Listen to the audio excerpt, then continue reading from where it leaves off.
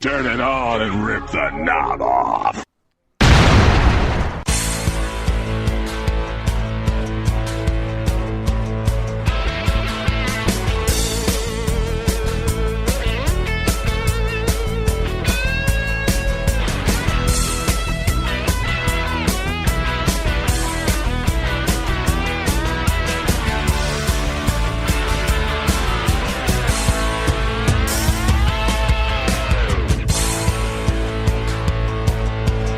It's episode 14 of The Grenade. I'm your host, Ray Russell. Joining me once again, Steve Eckstat. Steve, it's episode 14. We're a week out from Thanksgiving. We're a week out from the Great American Bash watch along. But first, we got to get through 2 more weeks of NWA action. Yeah, man, time's flying by. It's crazy to think how far along we already are. It seems like we just started yesterday. So it's been a blast, and I'm ready for some more.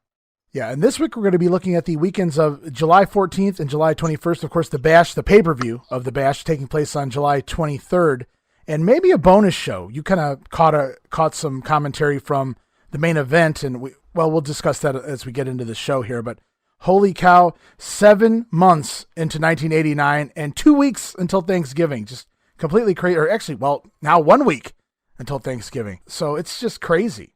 Yeah, it is. Wow. Time flies when you're having fun, buddy. Yeah, and we got some special free giveaways I'm going to bring up here in a minute. But first, before we do that, a couple of shout-outs this week. First, we've got to say hello and a big thank you to Good Old J.R., Jim Ross. Yes, that Jim Ross, who was digging around on our Twitter account and retweeted and commented on a recent video we uploaded of Lee Scott being shot into orbit by the SST.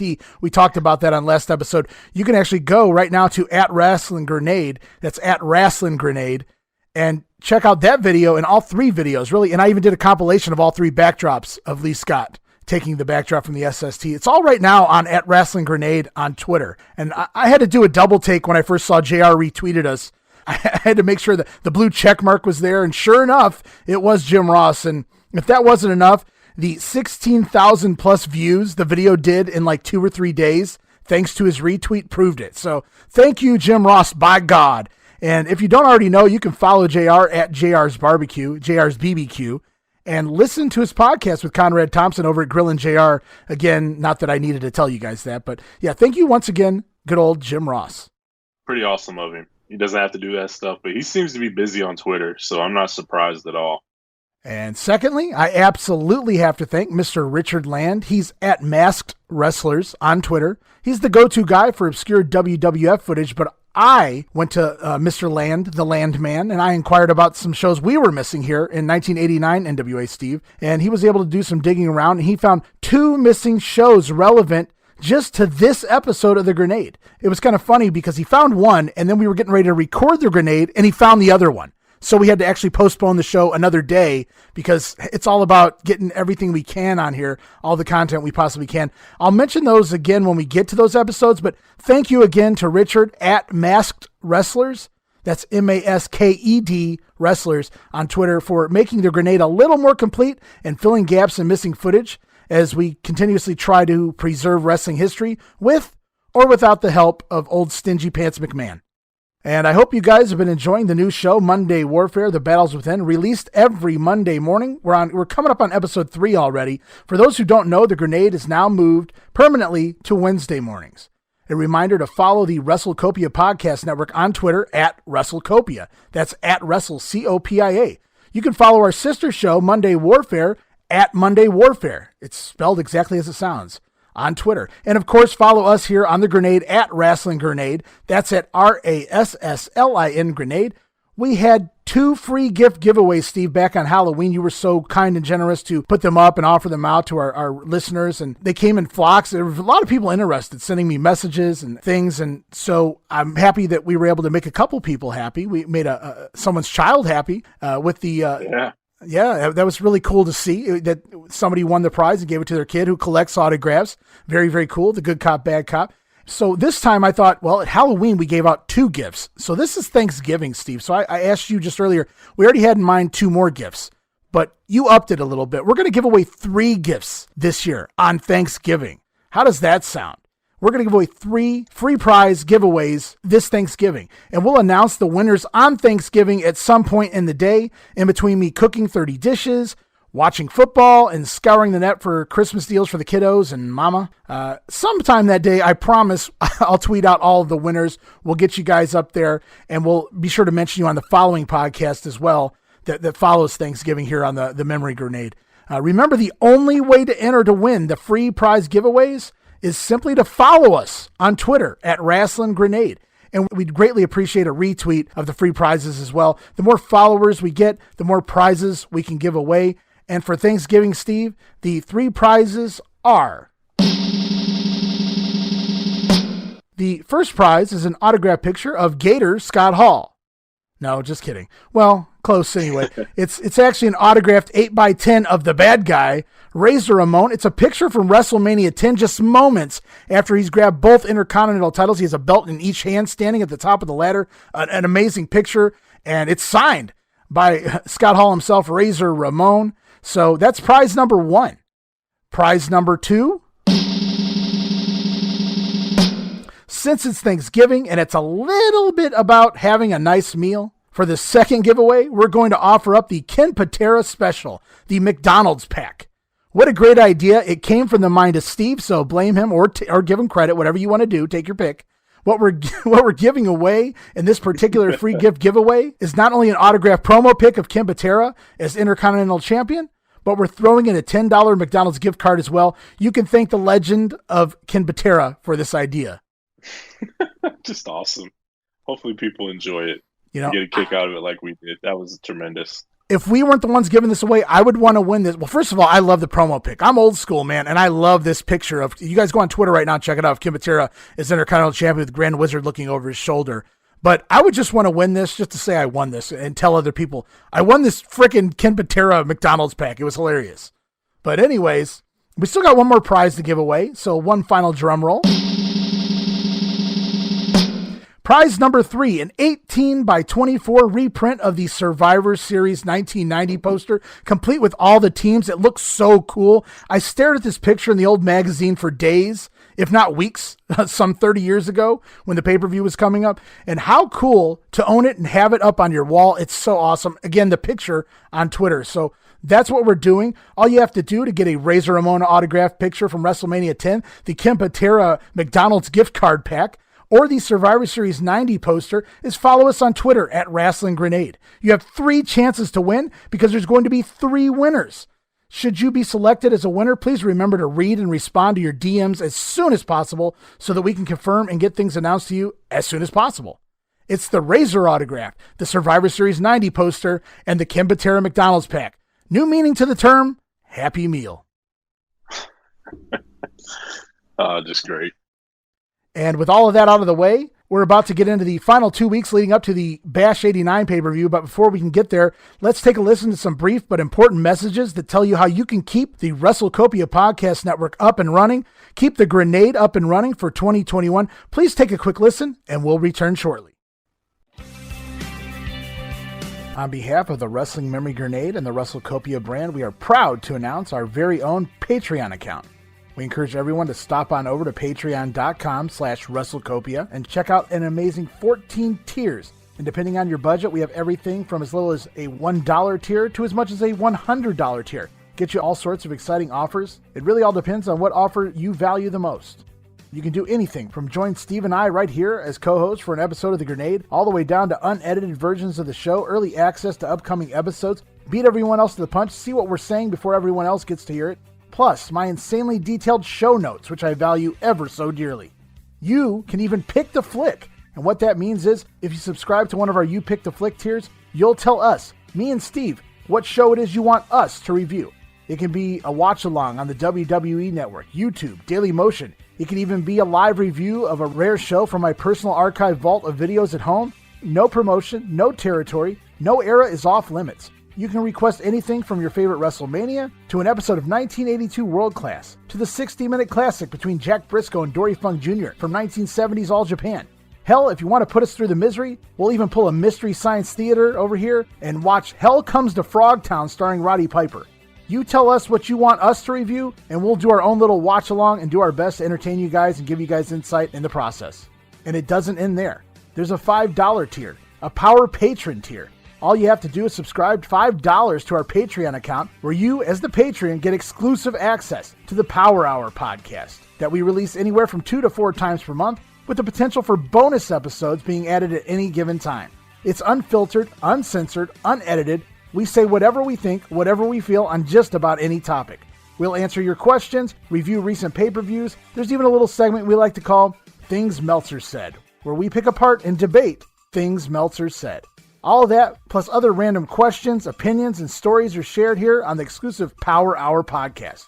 Or, for only $2 more, you can subscribe to the $7 tier, the All Access tier, where for $2 more, not only do you gain access to the Power Hour podcast and everything on every lower tier, but you'll also have complete access to our entire full library of random show reviews and watch-alongs we've done and continue to do as a side project. We review everything from the Flair Steamboat 2 out of 3 fall match from Class 6, all the way down to the Halloween 1985 edition of Saturday Night's Main Event. It's a proverbial hodgepodge of randomness, as you never know what we'll review next. And it's exclusive to the All Access tier or any of the higher tiers over at patreon.com/WrestleCopia. Check it out now. That address again is patreon.com/WrestleCopia. That's WrestleCopia.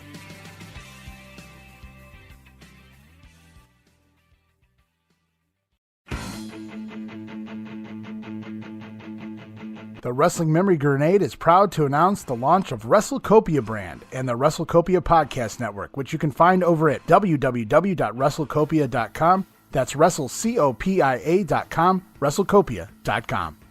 You've probably heard me mention in passing all the way back to episode 1 of The Grenade, the WrestleCopia brand. You may be asking, what is WrestleCopia? The name derives from the words wrestle, for wrestling, and copia, which is defined as having plenty or an abundance of. It's an abundance of wrestling history over at WrestleCopia.com as the podcast network gets up and running with a variety of podcasts slated to launch over the course of the fall season.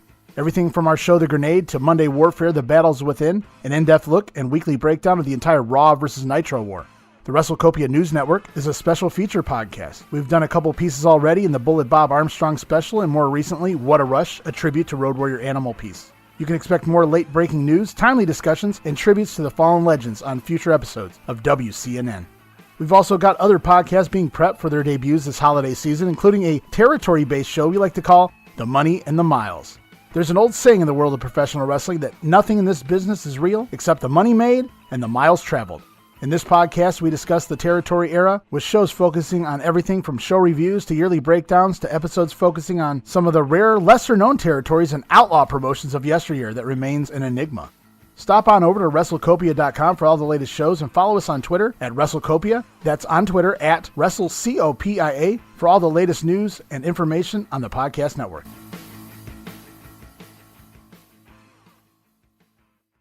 All right, and we're back, and it's time to take you home. It's our go-home show to the Great American Bash 89, and we're going to kick things off as the Bash Tour continues. And last week, we discussed the first stretch of the Bash Tour. We saw some houses under 1,000 fans. A show was canceled. Things seemingly can't get much worse here in regards to drawing houses, so let's see what happens here on the next leg of the Bash, shall we, Steve? Sounds like a plan.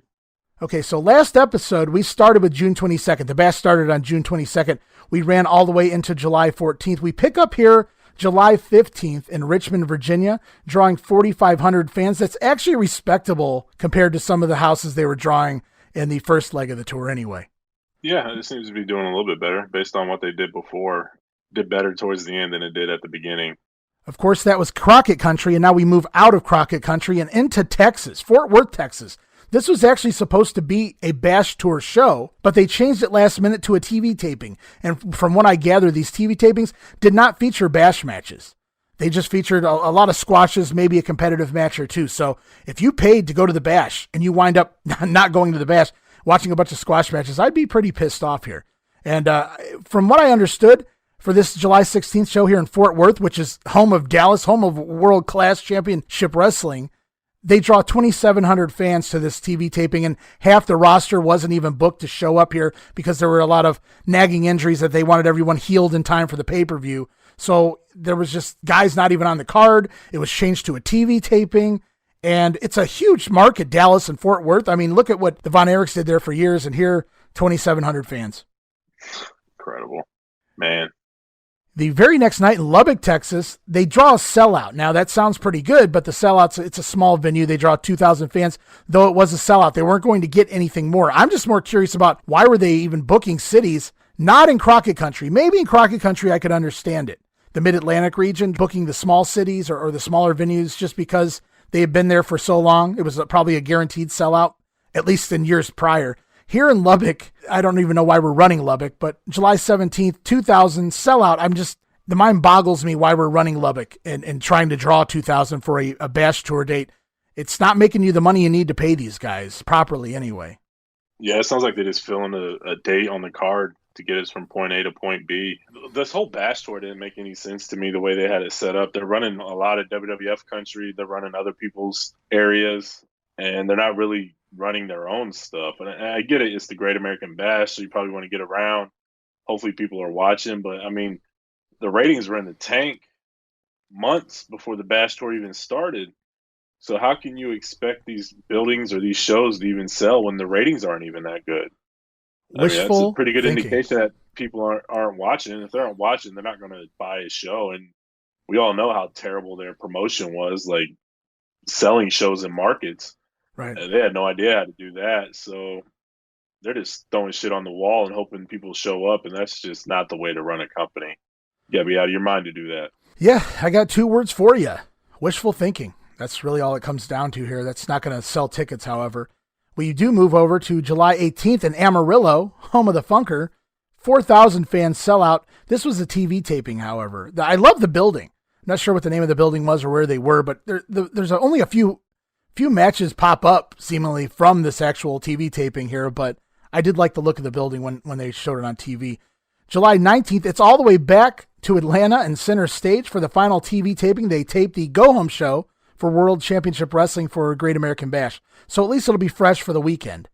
July 20th, we're headed to Lexington, Kentucky. So you go from Amarillo back to Atlanta over to Kentucky in a matter of 3 days. It's really all over the place, whoever booked this tour. But you really don't go to Kentucky. I hope they didn't go to Kentucky because according to Jim Cornette, he has no information on this show. He believes the show was canceled. So I did some deep diving into the Observer. And while Dave seems to not mention when the shows are canceled, I think he's trying to cover for the NWA just a little bit. He doesn't mention any type of results or information on this Rupp Arena show here on the 20th. So it looks like it was likely canceled. And we've seen that before already. And I believe it was in Providence, the last leg of the tour. We move on to July 21st, Dayton, Ohio. So now they've moved on from Kentucky to Ohio. At least they're next to each other. At least Ohio's on top of Kentucky. Jim Cornette reports that in his notes, there were no people, in quotation marks, no people. He guesstimated somewhere around 500, 600 fans. Dave Meltzer got a report that there were something like 1,200 fans. Now, I tend to believe Cornette, not because he's always been really great at kind of eyeballing the crowd and guesstimating the amount of people. Dave Meltzer gets his report second-handed from whomever, and he's guessing double. He's saying 1,200 from whoever the source was. So you take your pick. Either way, 600, 1,200, I know that's double. Either way, not very good. I'm assuming, I don't know where they ran. I'm assuming probably the Hara Arena, which ECW was pulling in something like 3,500 fans maybe. So this is like a third of that. Not a very good draw here for the Great American Bash. Absolutely not. Yeah. I mean, 1,200 or 500, take your pick. They're both trash. So not very good. Definitely not. And it's the last stop before the Bash pay-per-view, July 22nd, the day before the pay-per-view. We're back in WWF country, Philadelphia, the Philadelphia Civic Center. And the NWA Crockett had done pretty decent in Philadelphia in the past. There's that riotous crowd that really loves the heels, and they love that wrestling. They're really a wrestling town. Yes, they like the WWF, but they loved every other wrestling company that came through there too. They were very receptive, of ECW, but certainly even of the NWA here. And in 1986, they drew 11,000 fans at the Veterans Stadium in Philadelphia. 11,000 fans in Philadelphia for the NWA. A sellout again, I don't have the numbers, but a sellout again in an arena in 1987. And then even last year, 1988, a respectable 7,000, more than any other place they've stopped so far here, it seems like, anyway, on the Bash Tour. 7,500 fans just last year in 1988 in Philly. Here this year in Philly, 3,000 fans. That's nearly 1/4 of what they drew in 1986, and certainly less than half of what they drew last year in 1988. And that's where we stand all the way up to the Bash as far as ticket sales and how things are going on the other stops along the way. Man, how the mighty have fallen. This makes you wish maybe they realized the Dusty booking was doing more harm before they did. Because if you could have salvaged it and kept that stuff going before he totally ran it into the tank, it'd have been a lot quicker turnaround for him. But it was so far gone that you basically had to start over from scratch, and they're still trying to claw their way out. And I don't know if they ever did. It's just unfortunate how bad it got. Yeah, and did you ever have that bad luck where if you just hadn't done something one last time right before something big was getting ready to happen for you, you wouldn't be in the situation you found yourself in? Jim Cornette finds himself in a situation like that because here on July 22nd, the day before he's to wrestle Paulie Dangerously live on pay-per-view in a match that they had planned not to be a comedy match, but to be an actual fight. They wanted to go out there and produce an actual fight because they were supposed to hate each other, and these two guys wanted to turn it away from comedy and make it all about revenge and anger and actually fight one another. Unfortunately, the night before, Jim Cornette jumps off the ring apron during a spot and tears his left knee, tears everything in his left knee. And remember, he'd already had the leg injuries from before from falling off the scaffold. So Jim calls his doctor, tells him what happened, and the doctor tells him not to do anything athletic until he can see Jim Cornette. What does Jim Cornette do? Well, we'll find out next week on the watch long, but I will tell you this much. He does go ahead and wrestle Paulie Dangerously.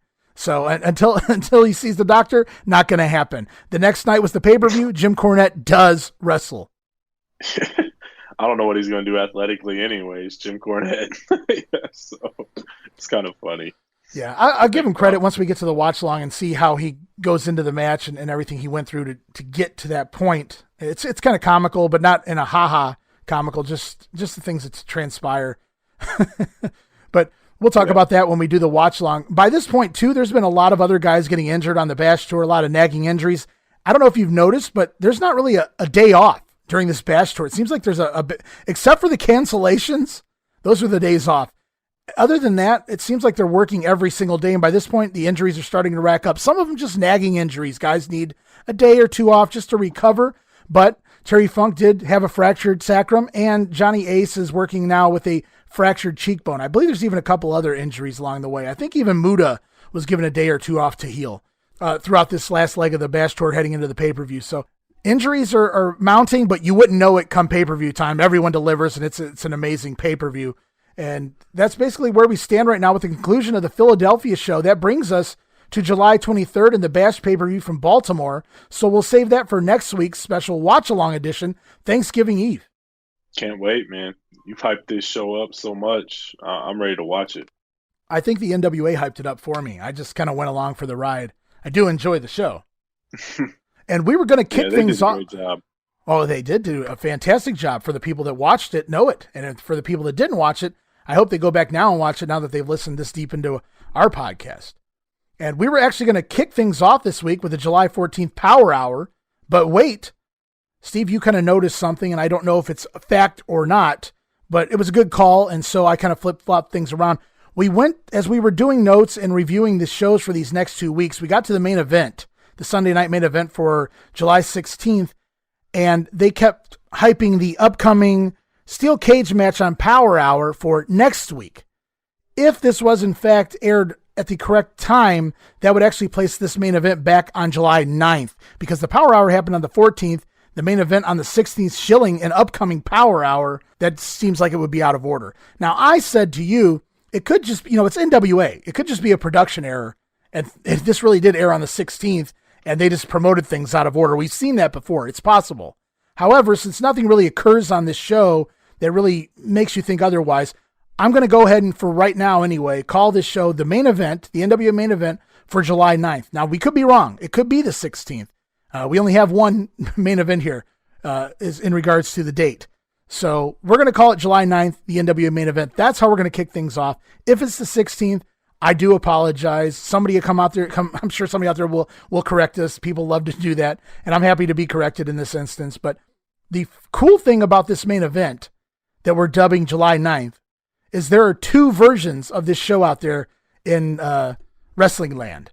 For people that don't know, we've mentioned this in prior episodes. The NWA began recording a syndicated version of the main event that aired in local markets for people that didn't have cable, for people that couldn't get TBS. And so the TBS version by this point is hosted by Jim Ross and Paulie Dangerously. And for some reason, the syndicated version has a different cut in with Paulie Dangerously and Lance Russell. So we have two separate hosts with Paulie Dangerously for two separate shows. Same matches, just two separate shows, two guys hosting, the two different pair of hosts, I guess is the best way I can put it. And we kick the show off. It's Wildfire Tommy Rich in there against Al Green. He's doing the bounty hunter gimmick this week. This match was definitely taped July 3rd in Columbia, South Carolina. The bounty hunter jumps Tommy Rich to kick off the match, but to no avail. Tommy Rich dominates basically the entire match with wear down holds, and a Fez press ends this one in 6 minutes. Very uneventful.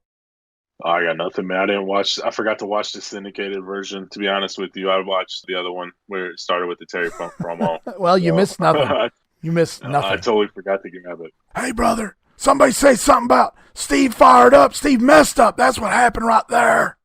Yeah, you missed nothing.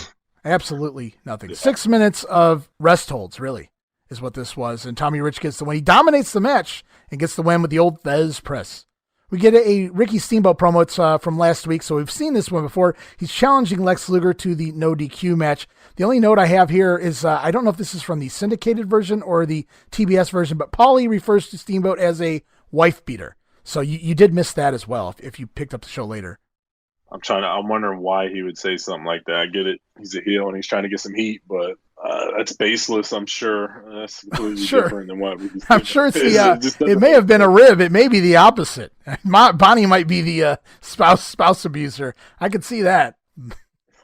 You're not wrong there. And now I'm waiting for the lawsuits to come in from Bonnie. Have fun in court, buddy. Hey, man, you're guilty by association. Well, I guess we better start throwing our pennies together. Oh, Lord. So I did something cool here. At least I thought it was cool anyway. What I did was Terry Funk does a promo with Paulie Dangerously here on the main event, but he does two different promos.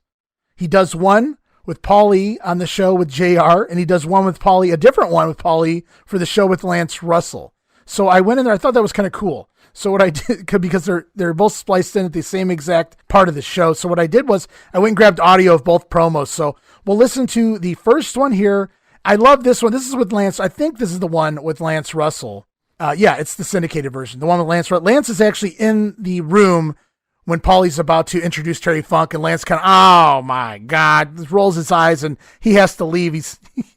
He has no interest in being in there when Terry Funk arrives, stage left. So here we go. This is Paulie Dangerously and Terry Funk, take one, syndicated. I've got some footage that I want. What? He's here. Who is here? Terry Funk.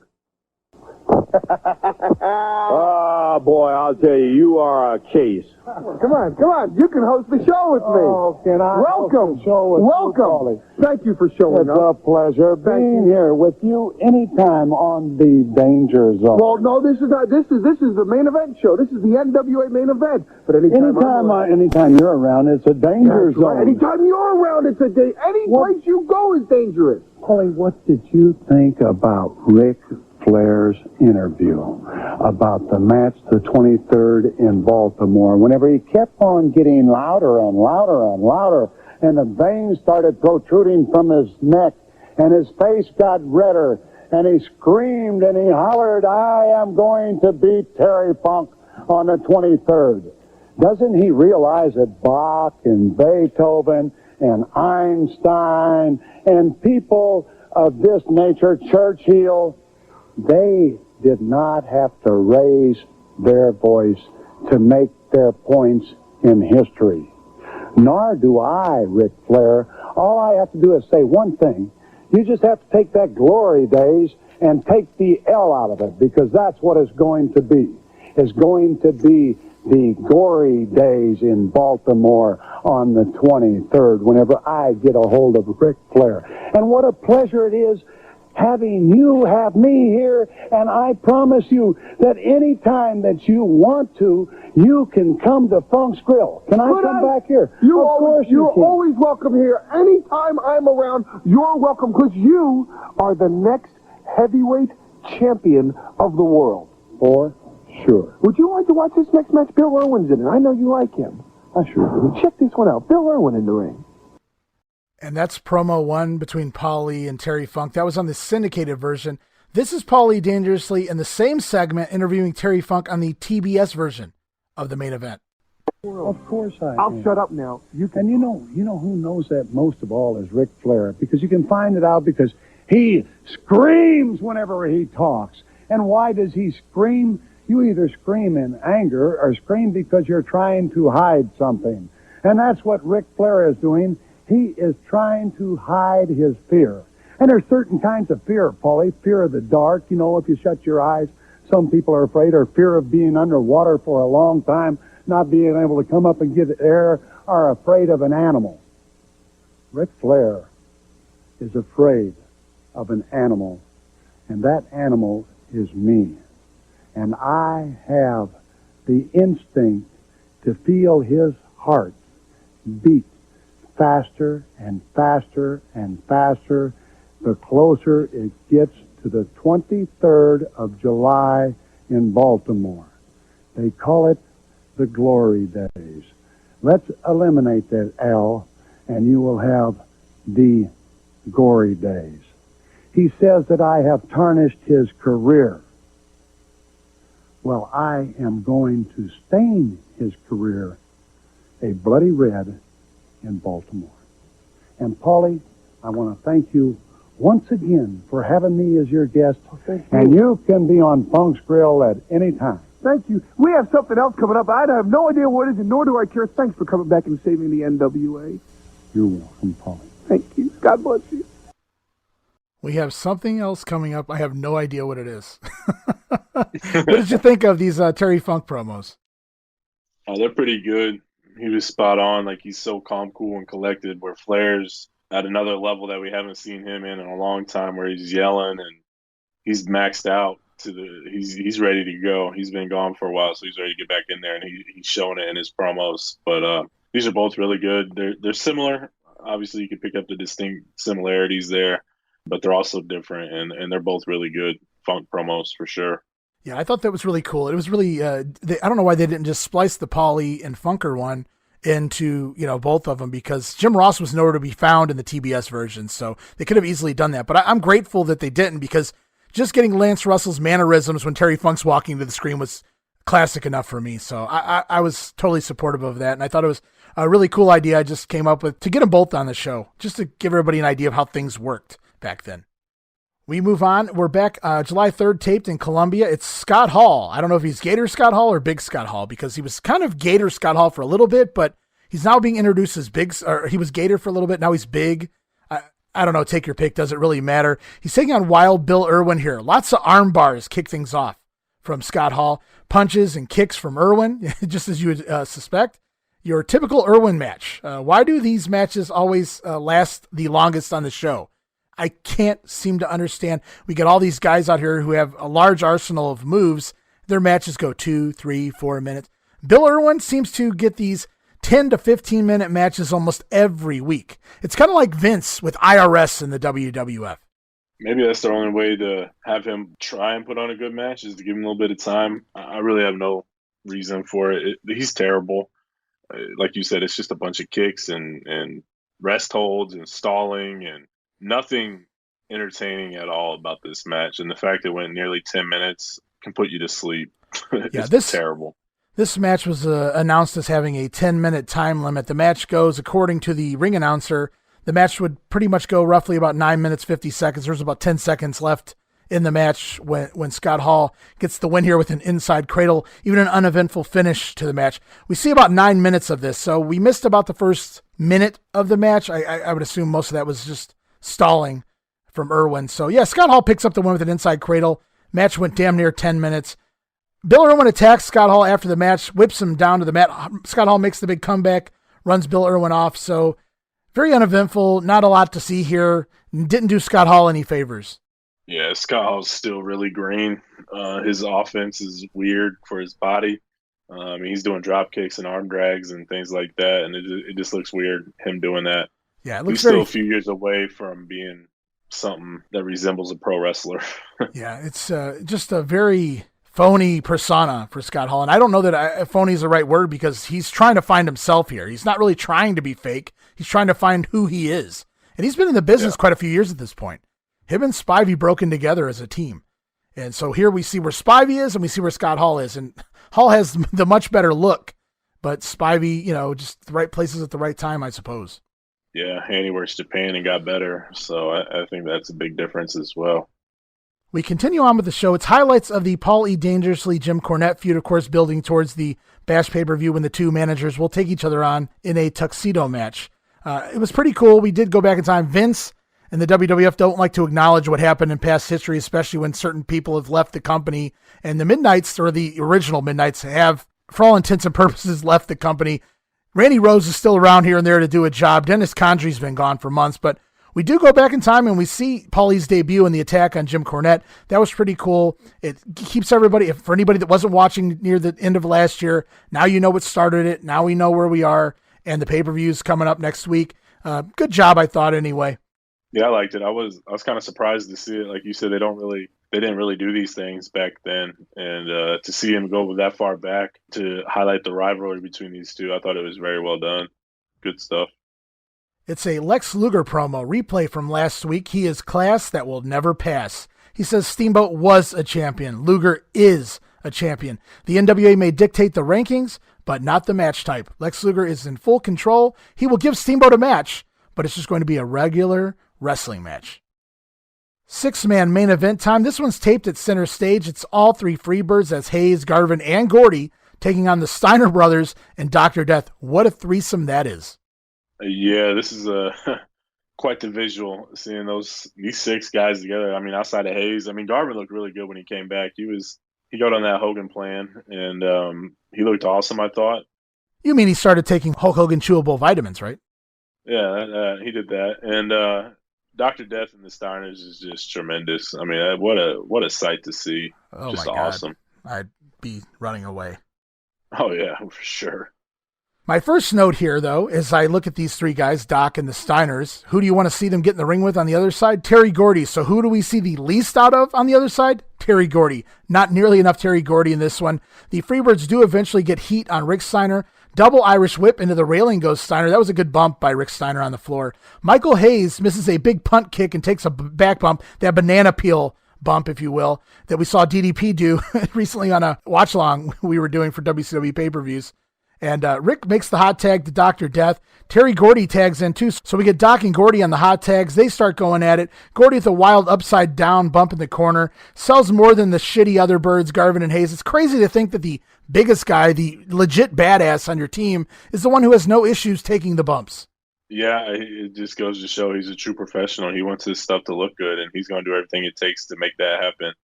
Whereas the other guys, it just feels like they're there to make a paycheck and living off their name.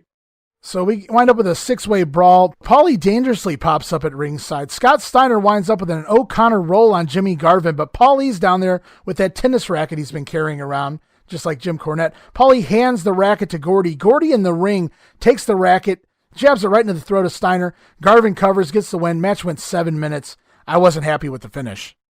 Yeah, I wasn't either. It's just another one in the long list of cheap or non-finishes in these big main event matches that you see on TV all the time. So I wasn't surprised in the least. So Paulie's obviously, he's out here assisting the Freebirds because they'll be teaming up with the SST going into War Games at the Bash. They screw Scott Steiner here. I didn't like the initial finish, and I never understood this with the NWA. We get the finish shown from one camera angle in the actual match, and then during the instant replay, we get it from a separate camera angle, which I'm cool with, but typically, it seems like the instant replay angle is so much cooler. I would have rather have seen that we get a straight shot rather than a far away shot of the finish here with the racket to Steiner's throat that you can't even really make out during the actual match. In the replay, we see a perfect camera position straight directly looking at Scott Steiner. Really good shot Gordy gives him in the throat with the tennis racket. So at least it was very believable during the replay. But nevertheless, the Freebirds get the win here in a match they really didn't need to get the win. Or so we think. It's Jim Cornette down to the rescue. He tells Tommy Young what happened. Now Cornette's out here, Paulie's out here. Everyone's arguing. And for some odd reason, Tommy Young believes Cornette and randomly reverses the decision. Gives the win to Doc and the Steiners on a disqualification. How do you feel about when the referees reverse a decision based on a third party's observation? I never liked it. I mean, I get it. You're trying to pop the crowd, but if this is the case and they can do this with one match, why can't they do it with every single one that they have questions about? It is, and to be honest with you, the crowd booed the shit out of this. It felt like here we go again. Yeah, I didn't care for it here. I mean, I get it. You don't want to maybe have them job, but it was dirty anyway, so the heat is still going to be there. They're not going to get any sort of. They're not going to lose any momentum because they got cheated out of a match. I mean, that's just going to lead to something else. So it was a waste of time. It was pointless. I didn't care for it at all. Never have. No, and I don't either. And I don't mind it as much when it's a referee coming out, although I question why does the referee come out for this match and tell the other referee what happened, but he doesn't come out for the next match when a screw job like this goes down. So the continuity isn't there when a referee does it, but at least when a second official does it, you can kind of trust the official, or you're supposed to anyway. Versus Jim Cornette, who has issues with the Freebirds. He has issues with Paulie Dangerously. Cornette's not been the most trustworthy guy in the past himself. He comes out here and it takes him about 10 seconds to convince Tommy Young to overturn the results of the match. And now we move on to the Power Hour for July 14th, 1989. We're in Fayetteville, North Carolina. This was taped way back on July 4th, Independence Day. Jim Cornette and Jim Ross are your hosts. We kick the show off with Ricky Steamboat taking on Jacko Victory. You notice Jack tapes his earrings. Did you ever see that? I caught that on these shows. He has a bunch of agave tape wrapped around his earlobes to cover up his earrings. I never noticed. Just kind of silly given his entire look right now. He's in fatigues. He's got a canteen around his neck, white furry boots. His face is painted up like he's going to war. And then for absolutely no reason, he's got tape covering his earrings. Just take him out, Jack. Come on. Work the gimmick. Unless he just got him done. I think he's had him a while. But I won't dwell on Jack Victory's earrings here. What a whirlwind of 1989 for Jack Victory. Starts off the year as a masked Russian. Then as a member of the Midnight Express. He even worked as a member of the Secret Service. Now he's defected to New Zealand. It's a lot of gimmick changes here. He's rivaling Brutus Beefcake. He's just doing whatever it takes to get on the TV, man. That's it. Give him kudos. You got to give him kudos for that. I mean, there's some shows where he worked 2 matches in the night. I mean, he didn't know it, but he did. His ass gives him away every single time. But, yeah, man, kudos to him for doing everything he can to stay on TV and make that paycheck. So as the match gets going, we had a lot of arm bars from Steamboat, a lot of Steamboat chops. Nice sunset flip from the apron into the ring by the Dragon. Victory takes over with a nice clothesline. Jacko with a headlock and punches. That's my notes, headlock and punches. That's pretty much his entire arsenal. It's kind of like Bill Irwin. Yeah, I mean, there's not a lot to it. I will say, though, I thought Jack Victory looked pretty competent in this match, and I think that has everything to do with Steamboat instead of Victory. But it didn't lag or feel bad at all, even though it went 10 minutes almost. Yeah.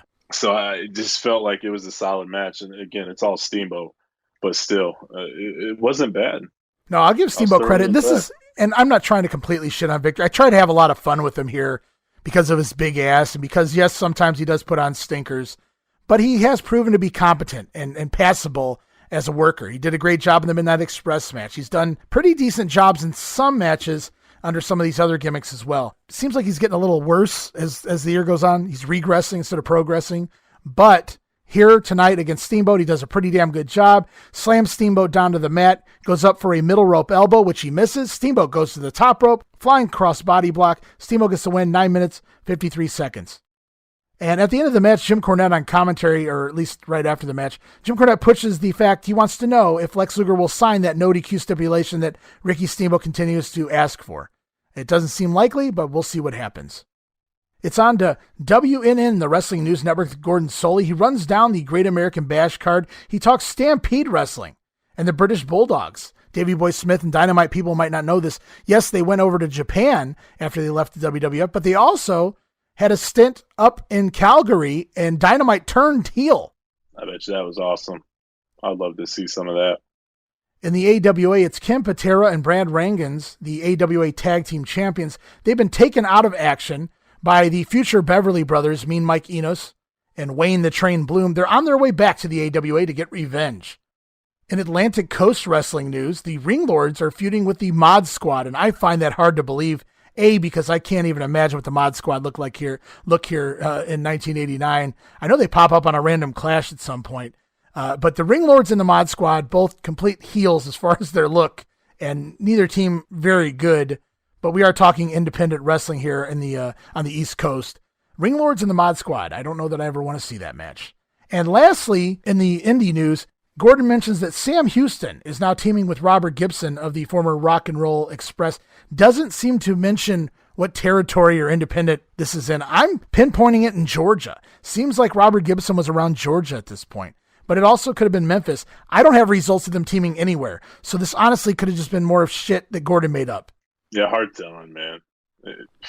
After you kind of crapped on, well, not necessarily crapped, you just pointed out some discrepancies and falsehoods with what Gordon Soley's saying. It's kind of hard to take anything he's saying here as truth unless I know about it. I'm sure some of this stuff did happen, but also I'm sure he's throwing things in there just to make himself seem to be more informed than others. It's still cool to have him here. Yeah, and before he closes out WNN this week, he does the NWA Top 10. It hasn't changed from last week. Gordon doesn't think Lex Luger should give Ricky Steamboat the no DQ match. It's not really something that Luger needs to do as champion. It would actually work against Lex Luger, says Sully. So even though Sully came in pretty much crapping all over Luger, here he supports him in his decision not to give Steamboat the no DQ match. It just doesn't make sense as champion, and I have to agree with Sully there. And closing this episode of WNN out, I noticed there was no mention of the WWF this week, so I guess we'll wait and see if it returns or not, but maybe somebody came up to Gordon and said, hey, you put over that Rude and Warrior feud, let's ixnay that going forward. Yeah, stick to stuff like going on outside the company that's not like directly on their TV. That's about it, buddy. Don't do anything else. Probably what he was told. I put a note in here at this point in the show. I was actually having fun watching this show. Jim Ross and Jim Cornette were really having some fun together this week. It was very natural. It wasn't scripted. It wasn't something they'd planned. You could tell they were just feeding off each other. They were laughing and having a good time. Corny telling jokes about Jim Ross's quote unquote old girlfriends. I thought it was good. Oh, I was dying, dude. Cornette told Ross that his last girlfriend, they put her picture up in prisons to cure sex offenders. And Ross says, how did you find that out? And I think Cornette got caught off guard with Ross's quick return on the statement, and he's just dying laughing. I was dying laughing too. I thought it was hilarious. Yeah, and, they were really having fun. And when you see when you see other people having fun like that, it entertains you more. You're having fun along with them. Laughing is contagious. It felt all natural too, like you said. It wasn't scripted. It was just off the cuff, and they were just filling time. And man, I was laughing my ass off. It was funny. Good stuff. Next match, it's the Skyscrapers, along with Theodore R. Long, taking on Randy Rose and Dwayne Bruce. And Bruce is back for now. As if he keeps wrestling these Skyscrapers, I don't know how long this is going to last. But man, what a sight. I love the way the camera is on the ground and it points upward underneath the Skyscrapers. It makes them look so much. I know it's a trick that's been done for decades, but it just makes them look so tall and so huge. And just Sid Vicious looks like a star here. Oh, yeah. He's never not looked like a star, and I think people see that, and there's a reason he can do some of the stupid shit he's done and still have a place in wrestling, or did anyway.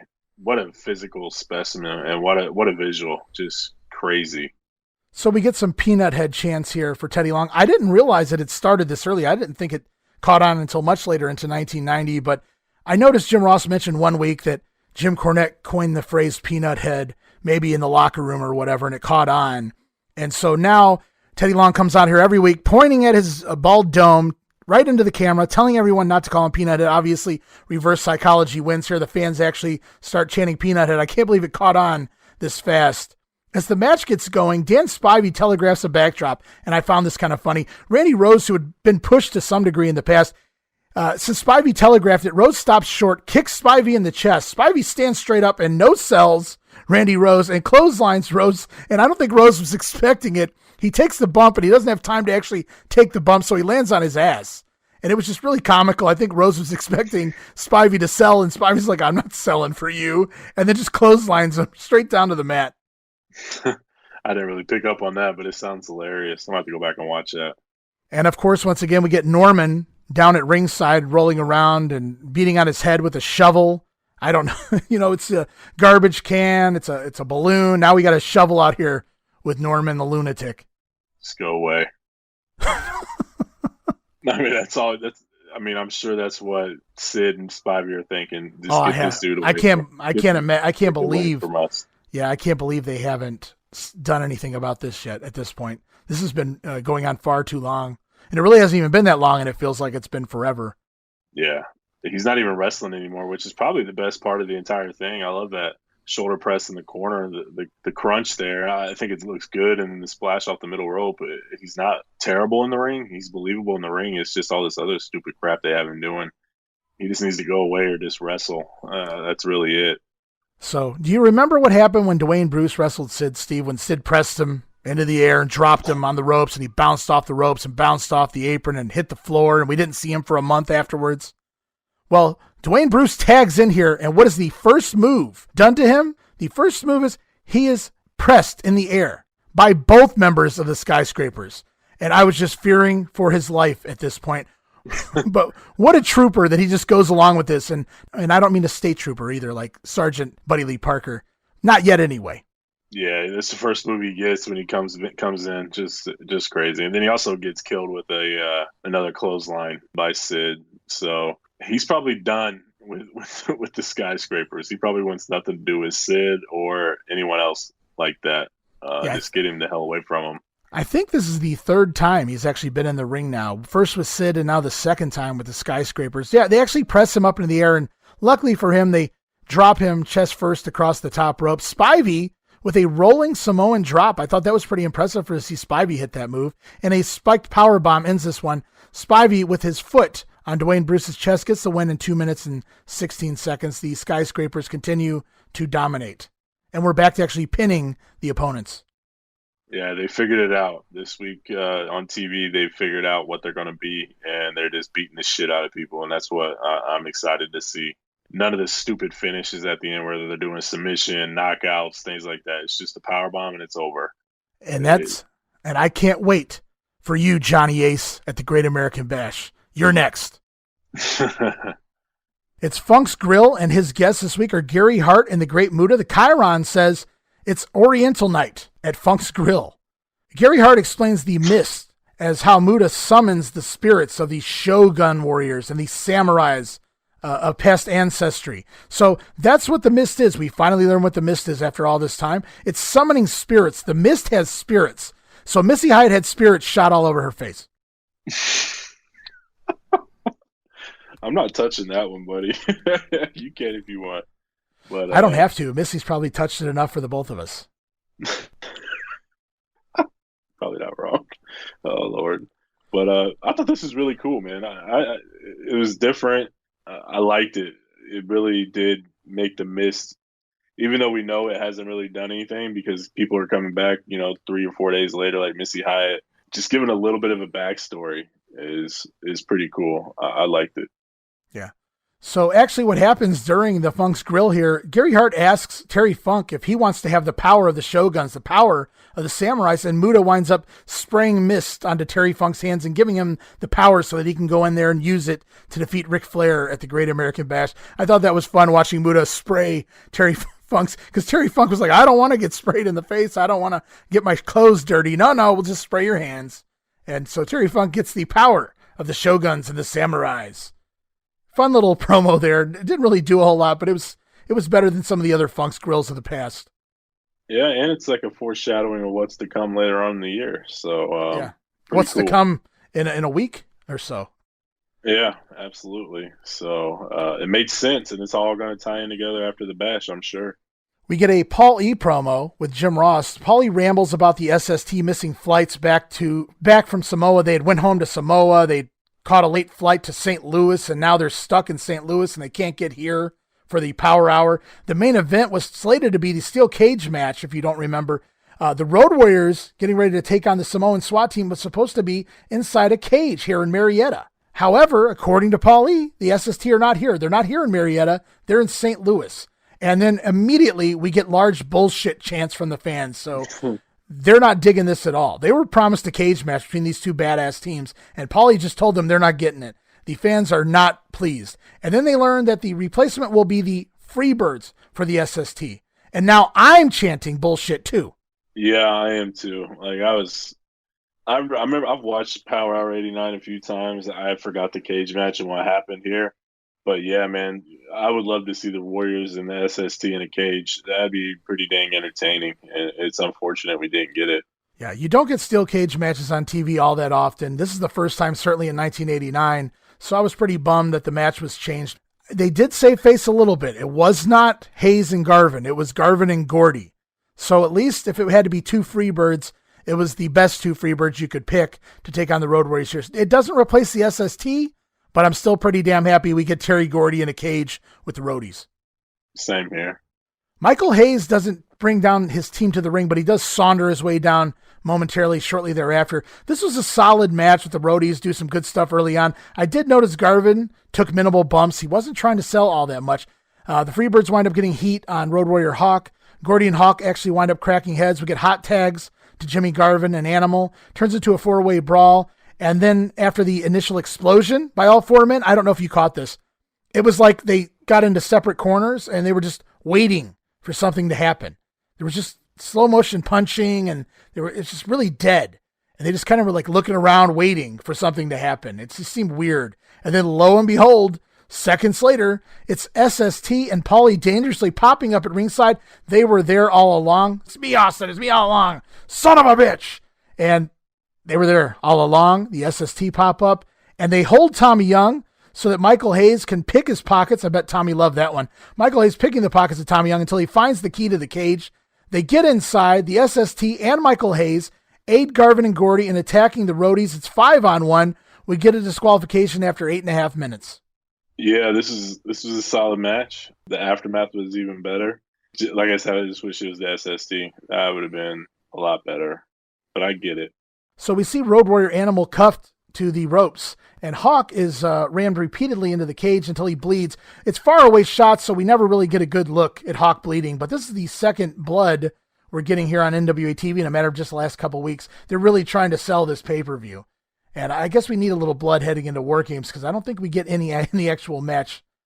Jimmy Garvin and Fatu go so far as to take Hawk's blood and wipe it on the face of Animal, and I love Animal. They should have cuffed him to the cage. Instead, they cuff him to the ropes, and poor Animal, for the first little bit, has to pretend like he doesn't realize he can just run down the entire length of the rope with the handcuff and go over to the birds. And finally, he realizes how ridiculous this is, and he does. And then he winds up getting attacked and thrown backwards. But I just thought it would have been better if they just stabilized him, cuffed him to the cage instead of the rope. Yeah, I agree. It did make a good visual. He's kind of walking down the rope, sticking his hand out, trying to get to Hawk. Because even though it was like on the opposite side, so you couldn't necessarily go around the turnbuckle and get over there, but he could get pretty close to them if he wanted to. So that was the only thing you could really say negative about this whole thing, I thought. It's not absolutely. Really negative. Yeah, it was a great angle. I just wish we had gotten that Roadies and SST match, but it was a great angle. Meanwhile, so as I stated, we got Hawk basically doing a blade job, Animal cuffed to the cage. Hawk actually gets stretchered out. The Freebirds and SST wind up fighting jobbers off as they come to try to save the day. Where are the real workers? So anyways, Hawk is stretchered out. Huge angle for War Games and more blood this week. Really trying to sell this pay-per-view. Holy balls. Great angle. Really good shit, pal. Yeah, it was awesome. And they, like you said, they really are pushing the blood. Funk and Flair talking about they're going to leave a bloody mess. Obviously, you got the blood here. They had blood a week ago. So they're really pushing the envelope how far they want to go with this pay-per-view. They're really trying to bring back that older audience that they used to have. And to me, they're doing a great job. It's just not working out for them. And this week's Wrestler of the Week is the total package Lex Luger. Let's get that out of the way right now because when we come back from break after that huge angle and that big cage match, we get an interview backstage. Jim Ross is with Road Warrior Animal, and he is pissed off. Fans, it's really chaotic back here. We're here in the locker room area. The Road Warriors have just brought Hawk back in there. The medical people are with him now. They had to carry him back here. This is a tragic situation. Somebody get Dr. Jim Ross. I'm tired of this. Every time we got somebody beat, something always happens. Samoa SWAT team, I think you had this planned all along. I don't know what you got going with the Freebirds, but damn, my partner and I are not going to stop till we get revenge. Now he's laying back there full of blood, and I ain't happy about it. You had to call when I was handcuffed to that rope to wipe his blood on me. Who in the hell do you think you're messing with? We're the least gonna do. We're the Road Warriors. No matter what it takes, we are going to get even, and we're going to kick your butt. So it took the SST and the Freebirds to take out Paul Ellering, with the Freebirds wrestling with the fighting with the Road Warriors while the SST did away with Paul Ellering. Then it took all 5 of them again here this week to take out Hawk. It's down to Animal, at least until the Bash, and Animal, probably one of his better promos. Yeah, it was great. I loved it when I listened to it. Short, to the point, and he got everything across that he needed to. Very believable. This is one of those ones that visually seeing him definitely enhances it. I mean, he sounds great, but seeing him as well just really enhances it. So if you get an opportunity to watch that, I would definitely try and find it. It's really good. Yeah, I think that really sold it for me too, was just Animal's anger and rage that he was showing while he was cutting the promo with the paint off and covering in sweat. And he was angry that, his brothers, Ellering and Hawk, are both down now thanks to these guys. And revenge is on the way, saith Road Warrior Animal there. As we move into Saturday and NWA Pro, this is actually one of the 2 shows we were missing. July 15th episode of NWA Pro. Once again, thanks to Richard Land for finding this for us. We kicked the show off with Terry Funk and a pile driver montage video. It's really not a lot to it. They just found 4 or 5 pile drivers that Terry Funk hit and set it to some generic music. I give him credit for even doing something like this, but really not a whole lot to it. But it does teach you to beware of the Terry Funk pile driver. And we move into a promo from the Funker himself. He name drops Jim Herd and Jim Ross as the people responsible for putting fear into Ric Flair's heart by airing these Funk pile drivers week after week. And I just thought it was really odd to hear Jim Ross's name, not once, but twice in this promo from Funk, blaming Jim Ross like Jim Ross had some sort of power, which he technically does in the booking committee, but it just seemed really weird to hear his name dropped here by Terry Funk. Yeah, I think he also said Hurd and Ross are the ones that made Funk the 5-1 favorite to win the title. Yeah. So, yeah, it was just your basic – it wasn't basic by any means, but it was just a Funk promo that was really good. And these guys are done talking. It's starting to get to that area where the talking's done. It's time to get to the match. And I'm not saying I'm complaining about a Terry Funk promo, but I'm ready to see these guys go at it. I don't think there's anything else that needs to be said. No. And that's true. We're ready to get to the pay-per-view, but they got to fill time until we get there. So they're doing their damnedest. And Ric Flair does a tremendous job the next couple weeks. But Flair has been away for a while. Funk's been holding the fort down for quite a while now and did a tremendous job for quite a long period of time. We move into the action. It's Flying Brian Pillman taking on Lee Scott. And Pillman already looks good, but against Lee Scott, this makes it extra good, Steve. Pillman's drop kicks are just absolutely amazing. And they actually do a spot where Pillman seats Scott on the top rope and drop kicks him to the floor. Lee was willing to do anything to get himself and his opponents over, and his opponents seem to make sure to use that to their advantage more often than not. Yeah, I have the same thing down. His drop kicks were just incredible. So crisp and clean. Probably the best drop kick in the business in '89 for sure. I mean, it's like flush right on the face. And then for him to get that high on that top rope, he set Lee Scott on the top rope and drop kicked him off. I think he hit him right in the chin. That's how high he got up there. Just crazy how high he can get and how good he was at this time. Yeah, he was definitely flying at this point, and the pun is absolutely intended. There was even a spot in here where Pillman does a Undertaker-esque flying clothesline off the ropes, and he must have informed Scott to get up for it, like jump up in the air to take it, because Scott probably leaves his feet maybe 2 feet in the air for Pillman, who jumps maybe 7 feet in the air to deliver the clothesline. It was really, really impressive. Really good stuff from Brian Pillman here, who gets the win with a reverse body block off the top rope in 2 minutes. Into a skyscrapers match. It's against Cougar J and George South. Teddy Long joins commentary. They start doing, did you pick up on the Arsenio Hall comments repeatedly throughout these next couple weeks? Teddy Long just continuously drops the name of Arsenio Hall, who was a big wrestling fan, and I'm pretty sure he was an NWA fan, but his company actually got a deal with the WWF instead, so we wound up getting a lot of WWF guys on the Arsenio Hall show from 1989 and honestly all the way through the end of 1992. Yeah, I was definitely picking up on it. There was name dropping him and things like that. It makes you wonder if they knew WWF was in negotiations with him and they were kind of dropping him maybe to get that publicity to him and possibly change his mind. Who knows? But yeah, I definitely picked up on a lot of Arsenio Hall in these episodes. So the last time we saw the skyscrapers, Norman came out with a shovel. This time he's out here with a fire extinguisher. Don't ask. Spike powerbomb. Spivey gets the win on George South in 1 minute and 16 seconds. And we learn that they will meet the Dynamic Dudes at the Great American Bash pay-per-view. Feel sorry for the dudes. Thanks for coming, dudes. It's 6-man action with Dr. Death, Steve Williams, and the Midnight Express taking on Al Green, Snake Brown, and Trent Knight. What a trio that is. Dr. Death starts off doing the ho Hacksaw Jim Duggan thumb to Corny, and Corny does it right back. Did you catch that going into the match? I did not see it. No, I did not. Yeah, and I know Doc did that repeatedly. I think from this point forward for quite a while. I think it was just a shout out to Hacksaw. They were really great friends in the Mid-South, and there's really no other way to explain it. I mean, ho with a thumbs up, there's no coincidence there. Yeah, definitely not. Unless he saw how much he got Duggan over, so maybe he's trying to steal it. Who knows? So the Midnights, cool. I thought it was really, really fun. So the Midnights try and set Doc up for a spot, I think, where Stan Lane or Bobby Eaton, one of them drops down, and I guess the job guy was supposed to run into a clothesline from Doc. But Doc's late. He's still on the apron, not really looking and noticing it's his time to get in the ring. He catches it a little too late, so the job guy does the jump over and just kind of stands there waiting. And to cover up his flub, Dr. Death rushes in the ring, and like a car driving down the sidewalk on Grand Theft Auto, Doc plows over all 3 jobbers with a succession clothesline. What I mean is he takes down one and never stops, just continues to run through the second one and even the third one before he stops. So he plows over all 3 job guys with the same clothesline, basically. And that's Dr. Death for you.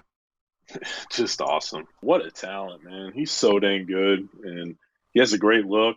Just an awesome guy. I mean, it's unfortunate that he's kind of forgotten these days. We watching this stuff really makes you appreciate it more than what I did going into this.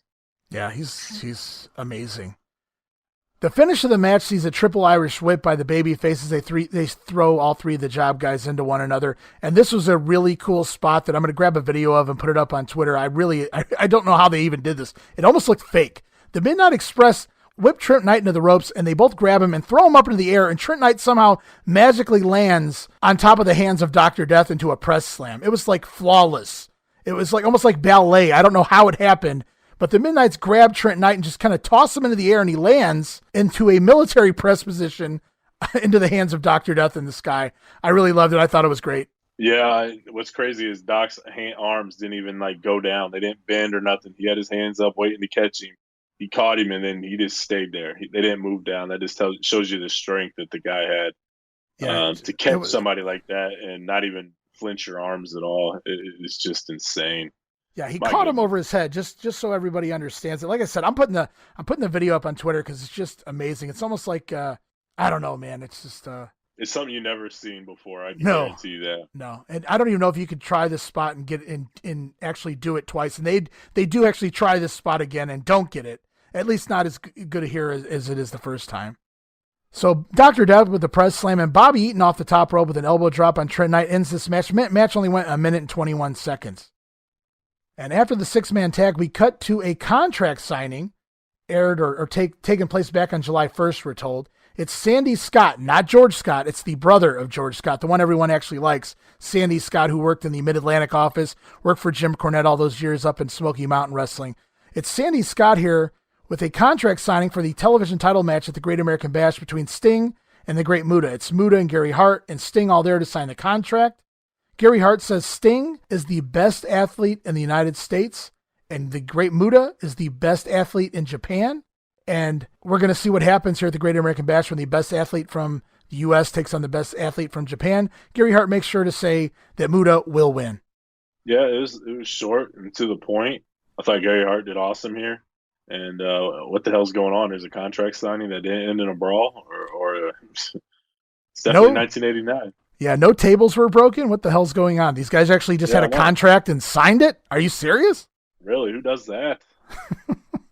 Jeez. We cut to a quick squash match. It's TV champion Sting. He has hot stuff Eddie Gilbert in his corner. Why? Because Eddie Gilbert's going to accompany Sting in his match at the Bash against the Great Muta to keep Gary Hart at bay. Here's Sting with a quick win over John Brewer with the Enziguri, a Stinger Splash, and the Scorpion Deathlock. Sting gets the win in 1 minute and 33. I thought it was cool watching Sting bust out an Enziguri here out of nowhere. Yeah, it was definitely out of nowhere, but it looked good. Quick and short squash match from Sting, and I really liked it. So these missing episodes that we hadn't really originally had, if it wasn't for Mr. Land, they pay off here immediately, because not only do we get a few things we wouldn't have seen otherwise, we get this Ricky Steamboat promo here, and Steamboat is pissed off. He says he's pissed off because he keeps watching the replay of Lex Luger basically clotheslining his face off at the end of Clash of the Champions. The best part of this one is, though, when Steamboat says he remembers the 3 words Lex Luger said to him. Come on, Ricky, let's go. Now, you could argue those are 5 words, but at the very least, it's 4 words. But Ricky calls him 3 here, and I had to point that out. But it was actually a really good promo. I did grab the soundbite. I want to play that for everyone right now. You know something, Lex Luger? You don't know how many times that I've been at home, put in that tape, and view that match that I had with Terry Funk, and then watch you come into the ring. My savior. You come into the ring and those 3 words, come on, Ricky, let's go. Help me up, take those steps, level me, break me down with a clothesline, almost rip my face off my head. And then you bring that chair, and you see me down, beaten down. I just got wrestling Terry Funk for 20 minutes, 130 degrees. My system had completely stopped. I had no more energy. All the sweat from my body was pouring out. I was a beaten man. Yes, I was beaten down, and you beat me down even farther. And I was begging off. You saw me. I extended my hand to you. And you raised that chair, and you looked at me. I turned my back, and you blasted me. Oh, did that hurt? You broke me down, Lex Luger. I thought you came in to help me, to save me. For a minute in that hot Fort Bragg auditorium, I could breathe a fresh air. But then you wanted to be the #1 contender. You wanted to eliminate me. Well, in Baltimore, on the 23rd, bring yourself down and bring that chair. But first, sign the dotted line for a no DQ, because that's how bad I want you. No DQ, sign that line. That hot Fort Bragg auditorium, boy, that's a shoot. What did you think? If you had never heard Steamboat do all those Family Man promos, and this is the first Steamboat promo you heard, you would know that the guy didn't know how to cut a promo. Yeah. I even put down my notes. This is the best promo by Steamboat in all of '89. I thought it was really, really good. I love the fact that he mentioned the heat, how hot it was, and how physically and mentally drained he was from fighting 20 minutes in 130-degree temperature. I never really thought of that as far as a selling point to the feud. But it just enhanced how bad that turn was of Lex Luger. It just added to it, added some fuel to the fire. Steamboat did an excellent job here. Just really, really good. And I'm glad you grabbed it, because we like to trash Steamboat for his promos, and rightfully so. But he was spot on, and he nailed it this time. Just awesome stuff right here. Yeah, I couldn't agree more. I mean, I said, oh no, here we go, another Steamboat promo. But I do listen to everything. I give everything an opportunity. It wouldn't be a quality show if we just skipped and skimmed and picked and choose. And so I listened, and I was like, wow, very impressed. And I had to go back and grab it for sure. And the only issue I have here is immediately following the promo, we get a Ricky Steamboat squash match here against Fred Avery. And Steamboat comes out to the ring smiling and waving. And it's like he goes from being pissed off to Mr. Smiley Pants as he makes his way to the ring here. They do change that. He does change his demeanor before these shows are over heading into the Bash. The next time we see him in action, he's far more straightforward, far more aggressive, far more to the point. But here in this particular match, he's coming out as Mr. Smiley, and I just thought that didn't fit well when we're just watching him basically raging there in a promo, and 10 seconds later he's smiling to his fans. So just a little point that bothered me. Yeah, and I think they even made a point to say that we're going to see a much more aggressive Steamboat going into the match. I think Lance and Bob pushed that, and then he gets in the ring and he's still doing arm drags and his scientific wrestling and doing the crossbody and things like that. He didn't change just yet, and it just makes me wonder if this match was taped well before the promo was cut. That could be why, but right. Continuity issues. Shocker there. So Steamboat gets the win here over Avery with the high cross body in 1 minute and 58 seconds. I love both announcers here though, because they were clearly told to get this over, get this new attitude Steamboat over, and I thought they both did a really good job here. Bob Caudle notes that the Steamer is moving away from his scientific wrestling approach, which he really didn't here, but it was cool that Bob was pointing that out. He said he's going to be more about the power moves, more about striking moving forward. Lance Russell does a really good job. He points out that Steamboat's been working the bigger guys in the ring now, like Avery, in order to prepare for someone the size and the power of Lex Luger. And here, Fred Avery, at least 300 pounds, made a lot of sense. So I thought the announcers, both guys, did a great job in trying to get this new attitude Ricky Steamboat over and get this plot point over. Yeah, I agree. Bob Caudle and Lance Russell are the best commentators in the company at this point, outside of Jim Ross. And I wish they had more TV, to be honest with you. What? Why would they need more TV? Jim Ross has 4 shows. They only have 1. Why on earth would they take a second show from Jim Ross? Come on now. Who knows? Yeah. You want to know who knows? Joe Pedicino knows. Great segue, Steve. It's highlights of a Triple Crown Battle Royal. I don't know which leg of the Bash tour this is from, but we actually get footage from a 2-ring Triple Crown Battle Royal as part of the Bash tour. And you see guys like Sting, the Skyscrapers, Norman, Al Green, and George South. Even the Ding Dongs are out there in this 2-ring Battle Royal. Had to have been a fun one. I would love, if this exists somewhere, please, somebody throw this up online. I got to see this Bash Battle Royal. Yeah, it's pretty cool that they actually showed highlights from one of those Triple Crown Battle Royals. You didn't really get a lot of them. I think this is the only one we've seen leading up to the Bash, so really cool to see that for sure. Lex Luger promo time here with Bob Caudle. He replies to Ricky Steamboat. It is not going to be a no disqualification match. It's not going to happen. Lots of repeat stuff here in this promo. The whole the NWA dictates the challengers. I dictate, the type of match or whatever from Lex Luger. Nothing to see here in that one. And we go to the Steiner brothers taking on Rip Morgan and Jack Victory of the New Zealand Militia. I only do that because you said you hate how Jim Ross does it. So, and the Steiner brothers are accompanied to the ring here by Missy Hyatt. And boy, Steve, Missy's jugs be a jiggling this week. She should have done the Jello Jigglers commercial, not Bill Cosby. Yeah, definitely a jiggling. Yeah, and I wasn't the only one that noticed it. Clearly, Rick Steiner noticed it too as he continuously motioned for her to jiggle her jugs around here. The Steiners are announced not as the Steiner brothers, but as the All-Americans. And at first I thought this was the idiot ring announcer going to business for himself, but on commentary repeatedly, Lance Russell and Bob Caudle even refer to them as the All-Americans. So they were going to try to get that over. I didn't remember this at all. I don't know that this even goes on beyond this one taping, but I didn't really care for it. I mean, they're brothers, the All-Americans. I get it. They're all Americans, but I don't know. Yeah, I don't like it either. The Steiner brothers is perfect, and I'm glad that's what they went with.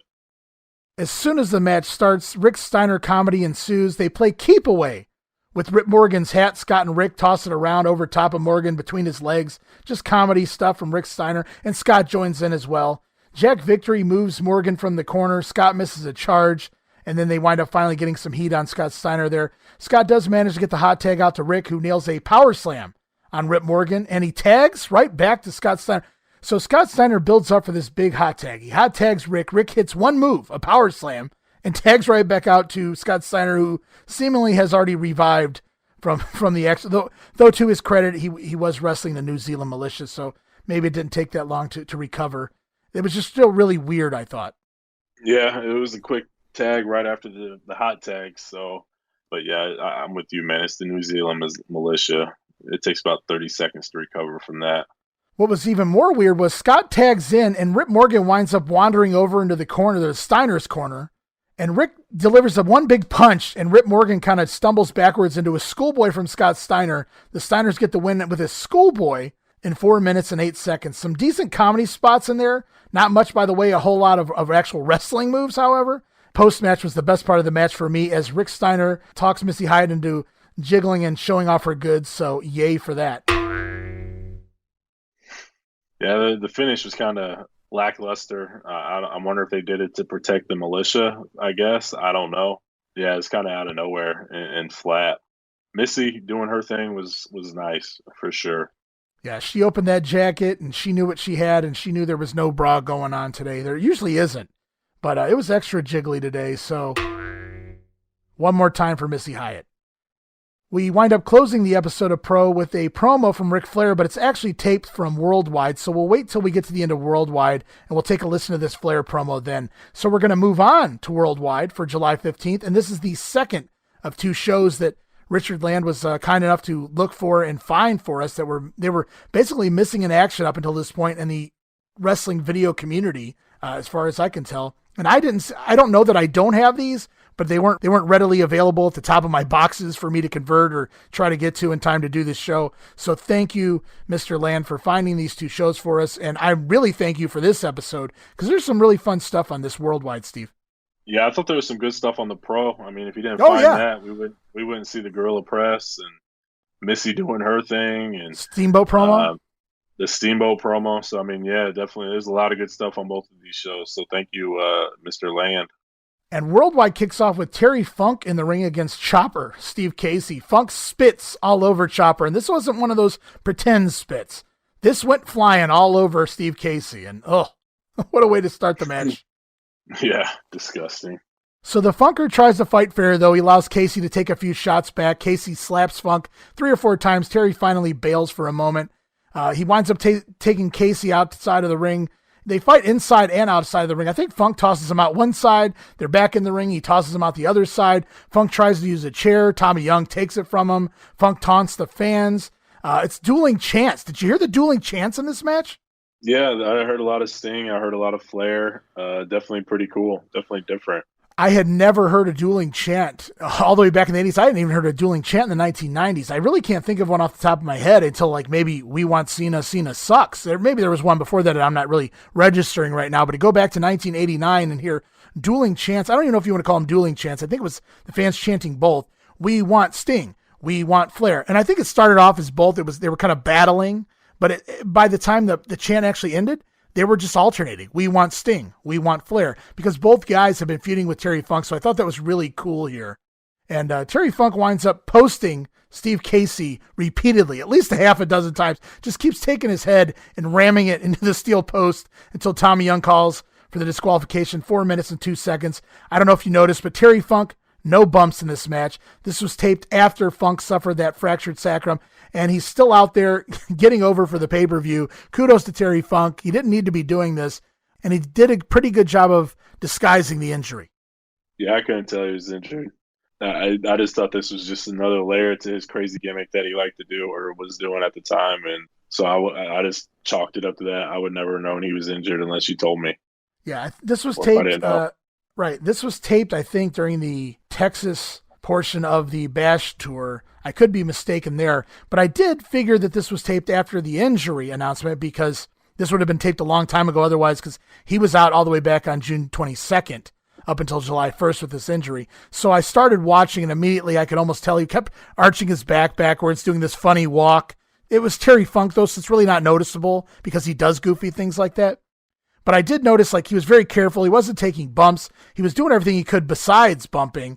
And then I started thinking to myself midway through this match, how is he going to hit a pile driver? They're going to do something else besides a pile driver. He can't take a pile driver with a fractured lower back. So they wind up doing the DQ finish instead, which I thought was pretty cool here. And after the match, Terry Funk tears up the ring steps, starts stomping him, ripping him apart, and for no reason just moves away, moves over to the timekeeper's table. It's one of those really heavy, small tables, and he grabs it and he brings it in the ring, and it looks like he's trying to smash Steve Casey's skull in with the table before the job guy, Mark Smith, tries to make the save, and he gets dropped by Terry Funk as well. Finally, Big Scott Hall runs Terry Funk off, at least momentarily, but Funk returns with a chair, drives it across the back of Scott Hall as well, and he's walking away funny, but he's still out there going, and God bless Terry Funk. What a way to just get that over one last time there a week before the show. Just doing everything he can, man. It's just a different world we lived in back then.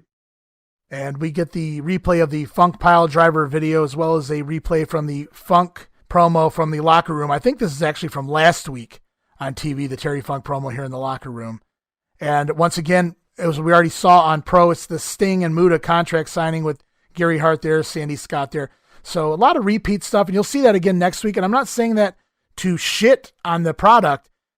These are both syndicated shows. If you're not watching one, you're watching the other. But I think at this point, so close to the pay-per-view, this is all you really need. You need one good promo, one good segment to put on both shows to just drive everyone to order the pay-per-view. So putting the contract signing on both shows, I have no problem with that.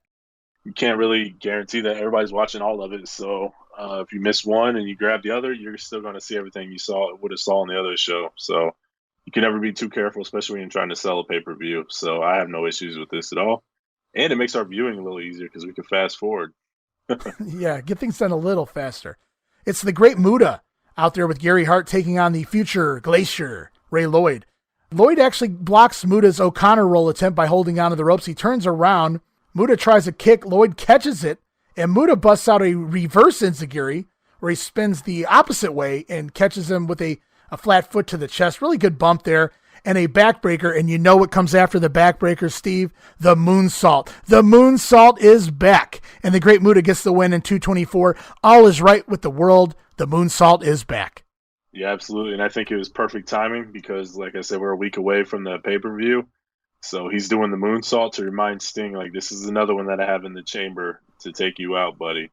Just really good stuff. The psychology here, and then the aftermath where they get in the ring and have the stare down. The crowd popped huge for that. Just excellent. These guys are over.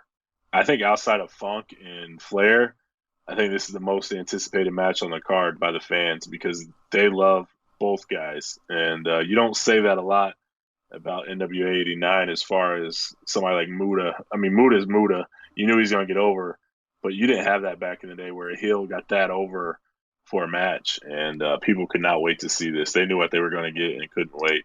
Yeah, and what you're referencing there is as Muta's match got going, Sting and Eddie Gilbert come out to scout Muta for the TV title match at the Bash, and immediately after Muta wins, he shit cans Ray Lloyd to the floor, and the camera cuts, and I don't mean it cuts like they cut time on the match. It just cuts to a different camera, and Sting's just all of a sudden standing there. That's just how fast Sting got in the ring, and he's just going nose to nose with Muta, and it gets a huge pop. As you already mentioned, it was really, really over here. And we see Eddie Gilbert getting in the ring, counteracting Gary Hart, just to make sure Gary Hart doesn't get involved as well. Just to remind everyone what Eddie Gilbert's going to be able to do to offset Gary Hart during the title match at the pay-per-view. So everyone tells the story well here. The stage is set. We did see Muta and Sting get in each other's faces. It feels like, I don't know, at least 6 weeks ago, maybe more. And then nothing since then. Because Muta's been with Eddie Gilbert, Sting's been with Funk, and now that Funk's with Flair at the Bash, Sting needed something, so he gets Muta, and Eddie gets to be the corner man and work the Battle Royal.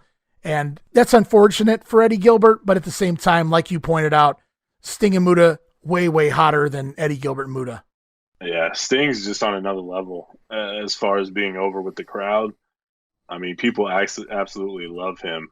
It just makes you wonder, like, what happened to where he never was like a huge draw as far as champion. It doesn't make sense to me. It didn't make sense to me then. It doesn't make sense to me now. So, just crazy. It's the A&W Cream Soda King of the Slams, the Dynamic Dudes Wipeout. Steve, I encourage you right now to call 1-900-720-6212 to vote no.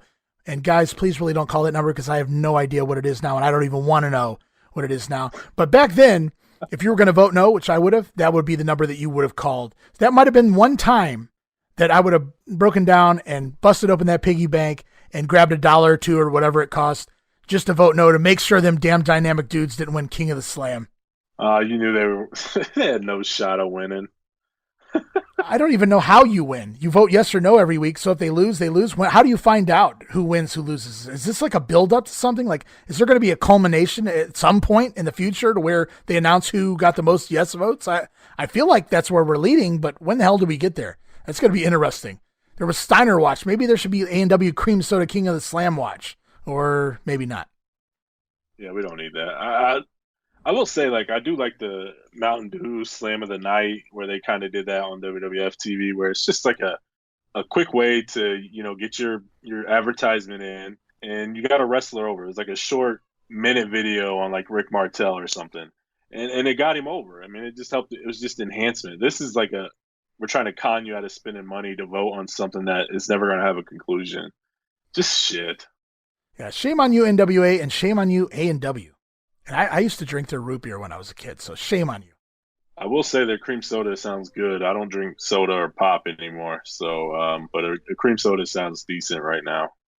The Skyscrapers to the ring with Teddy Long taking on Tony Suber and Mike Justice. Sid wants this match all by himself.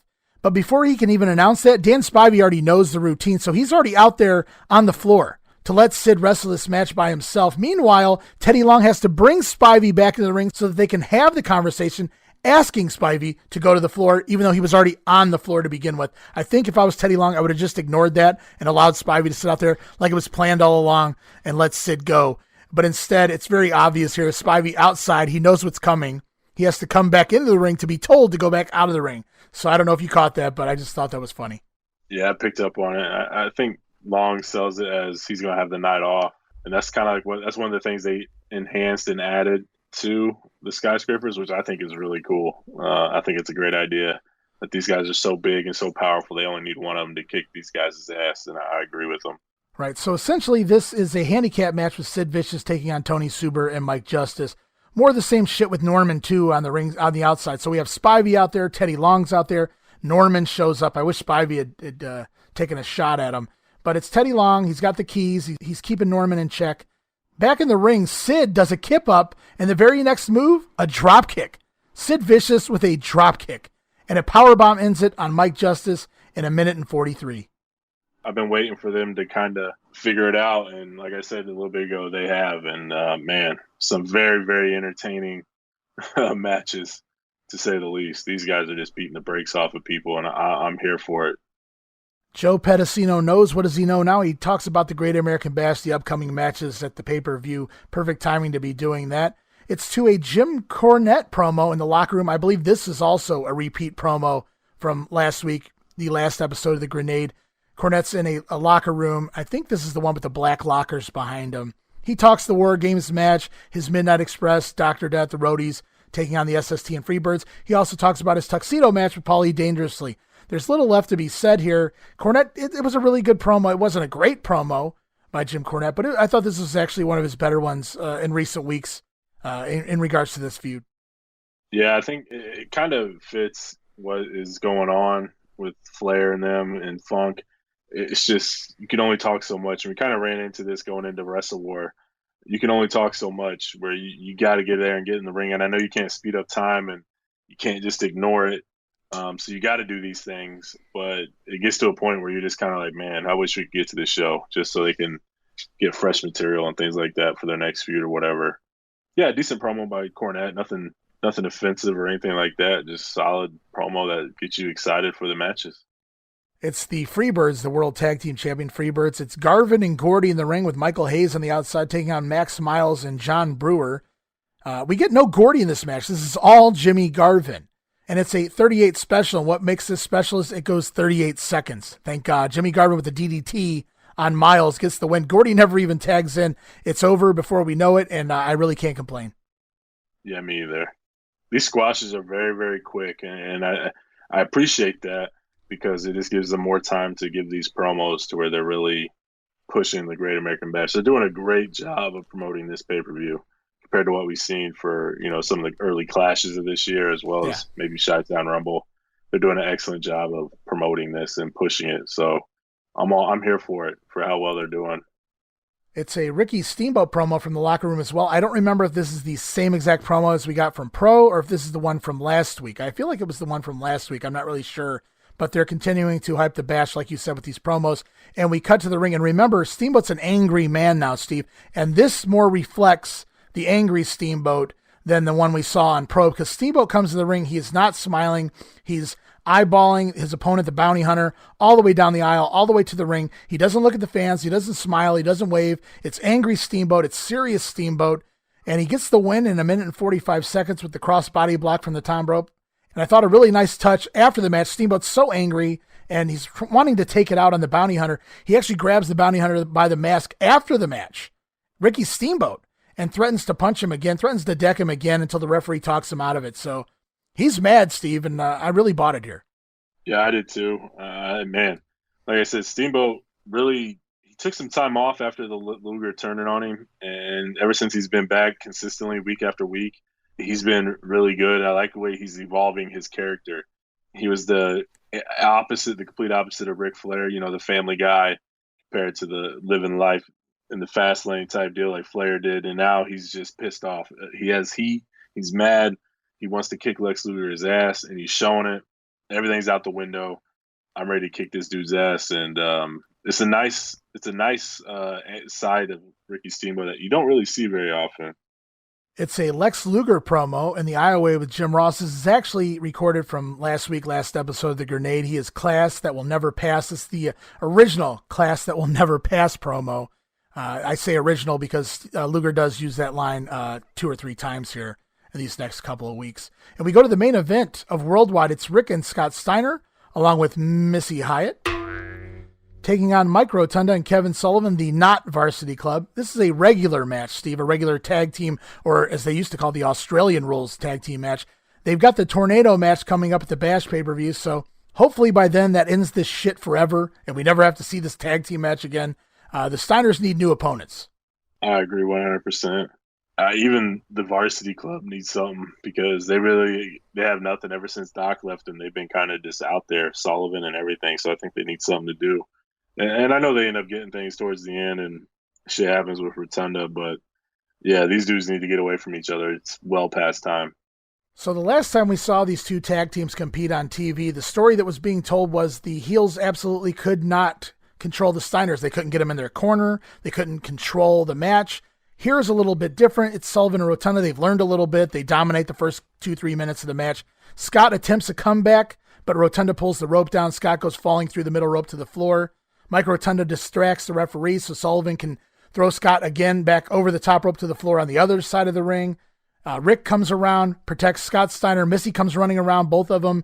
Kevin Sullivan's chasing her, so Rick now protecting Missy and Scott Steiner, who's laid out on the floor. Meanwhile, back in the ring, Mike Rotunda with a butterfly suplex on Scott. Rick breaks up the count. The heels continue to dominate the match, so Mike goes into the old ever-popular abdominal stretch O-Doom that we always loved when the IRS used to use that move. Of course, IRS used to use the rope.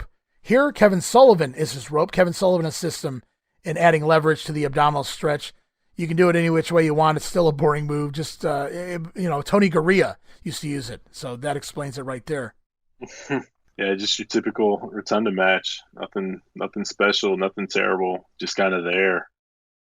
Rotunda winds up telegraphing a backdrop, gets booted by Scott Steiner. We get the hot tag to Rick. Steiner line on Rotunda, and he goes straight down. Sullivan breaks up the count, and it turns into a 4-way melee. Sullivan tosses Rick Steiner to the floor, goes outside, grabs a chair. This was a great spot. Sullivan busts the chair over Rick Steiner's head, and Steiner just stands there no-selling it. And as the crowd realizes he's no-selling it, the pop gets louder and louder, and it was just hilarious. Sullivan just standing there with this dumb look on his face like, I don't understand. I hit you with the chair. And Rick snatches the chair from him, starts chasing him. But that was basically the DQ. The referee called for a disqualification when Sullivan bashed Steiner over the head with the chair. So the Steiners get the win in 5 minutes and 10 seconds. Yeah, I mean, it's kind of uneventful. Really nothing crazy happened. And just it's kind of just there. It wasn't nothing special. You didn't really see any of the major moves that the Steiners did. It was just kind of boring. I was hoping for more. But like you said, these guys have fought each other tooth and nail for way too long, and it's time to get on with it. Yeah, the feud is just old. But the Steiners, Rick in particular, it just doesn't get old. Scott with the moves doesn't get old. He's still inventing new things. Rick, the character, is always lively, always something new, always something fun, almost pretty much every time he's out there. I don't know how you can come up with this many ideas, but he does, and he continues to get over. And usually when you're lumped into a feud that is boring, both sides tend to bore you until they're out of that feud, and that's just not the case here with the Steiners. So they're the only ones keeping this feud on life support right now. They're the only ones keeping this feud interesting, for me anyway, until both of these teams can split off and do other things after this. I agree 100% with that. And we close the show with a Ric Flair promo at ringside with Jim Ross. Flair comes down in a suit, but it doesn't take him long before his eyes are bulging out and he's cutting this crazy promo and he's ripping his shirt off and the buttons are flying and the tie gets undone a little bit. And I tried to record this because I really loved this promo. I really did. I thought this was a really good promo. But the problem was when I went back to edit it, I couldn't pick up half of the words Ric Flair was saying because the crowd is just that damn loud here. He is over. He has this crowd. Now, if you watch the video, you can pick it up pretty damn well. But for some reason on audio, without being able to watch Flair actually speaking, it's hard to make out some of the things he's saying. So I didn't use the soundbite here for this show, but I do promise to put the video up on Twitter. So I encourage you guys, by the time you hear this, to go on to Twitter and listen to this Ric Flair promo. He's at ringside with Jim Ross, and there's no mistaking it. It doesn't take him long to tear off his suit. you'll know which promo it is. And Flair comes down. He says, like it, love it. You're going to have more of it. Woo! He tears his shirt. The buttons go flying. Flair just owns these fans, as I already pointed out. He says Funk shouldn't have let Flair live. Funk will bleed at the Great American Bash. Somebody bleeds. He got it half right anyway. Flair says there's one champion, and you're looking at him. And he does the old "to be the man" promo, and just, woo! I thought it was a great promo from Ric Flair, Steve. Oh, it was awesome. My notes here, just what a presence. It's so great having him back on TV. I mean, it really enhances it. It makes Funk raise his level even higher than what he was at. He freaking threw his suit jacket in the crowd. He threw his glasses in the ring or in the crowd somewhere, ripped his buttons off. I mean, he was all over the place. And I really feel like he really is enjoying this face run. It seems genuine. And the fact that the crowd is loving him so much, I think it really impacts him to a degree to where he's having a good time with it. And you can really see that in his promos. I know he's pissed off at Funk and things like that, but he's really playing up this crowd and how much they're cheering him, and he's buying into it. And it's just awesome. It's really, really good.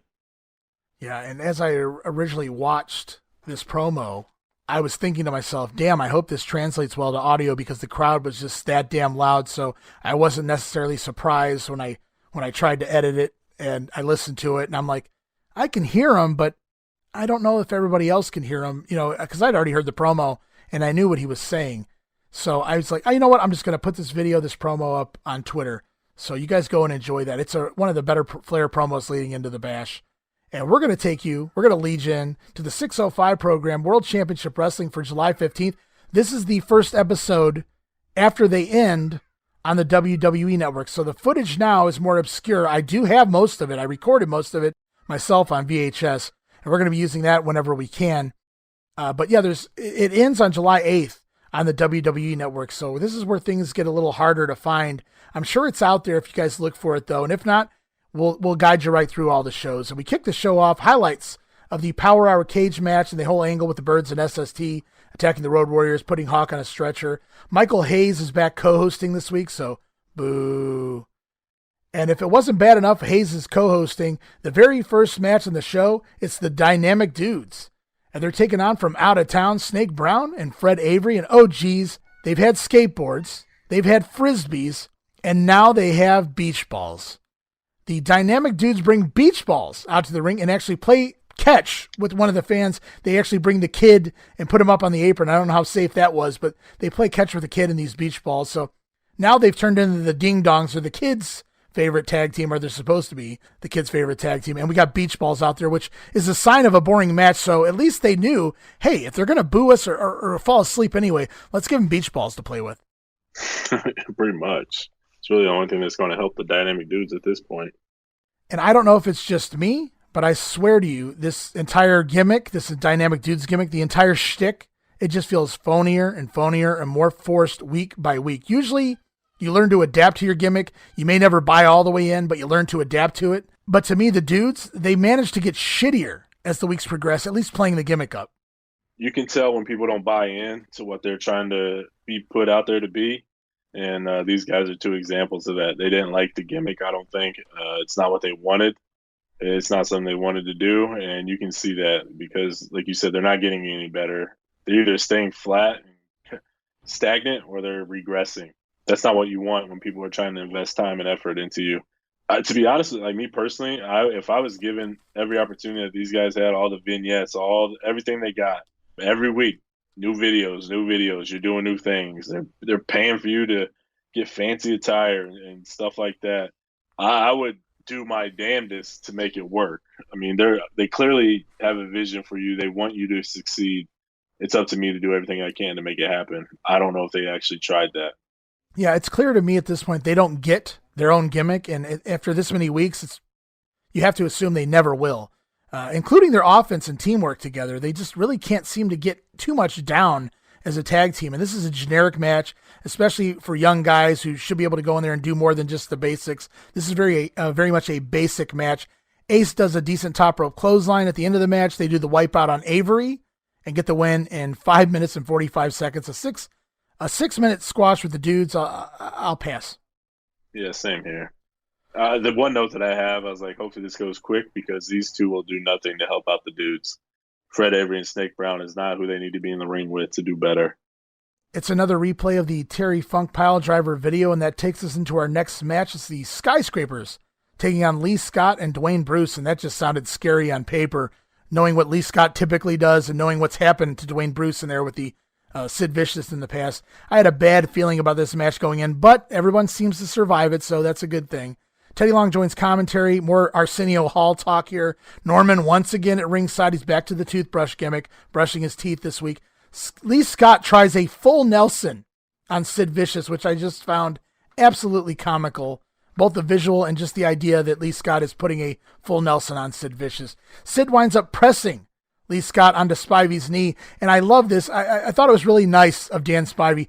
Dan actually puts his arms under Scott before he lands to protect him on the way down. So while Sid's just trying to kill people, Dan Spivey's being more of the pro. He's like, well, we gotta beat this guy up again, especially Lee Scott. They're going to want to get him back in the ring. All the things they can do to him.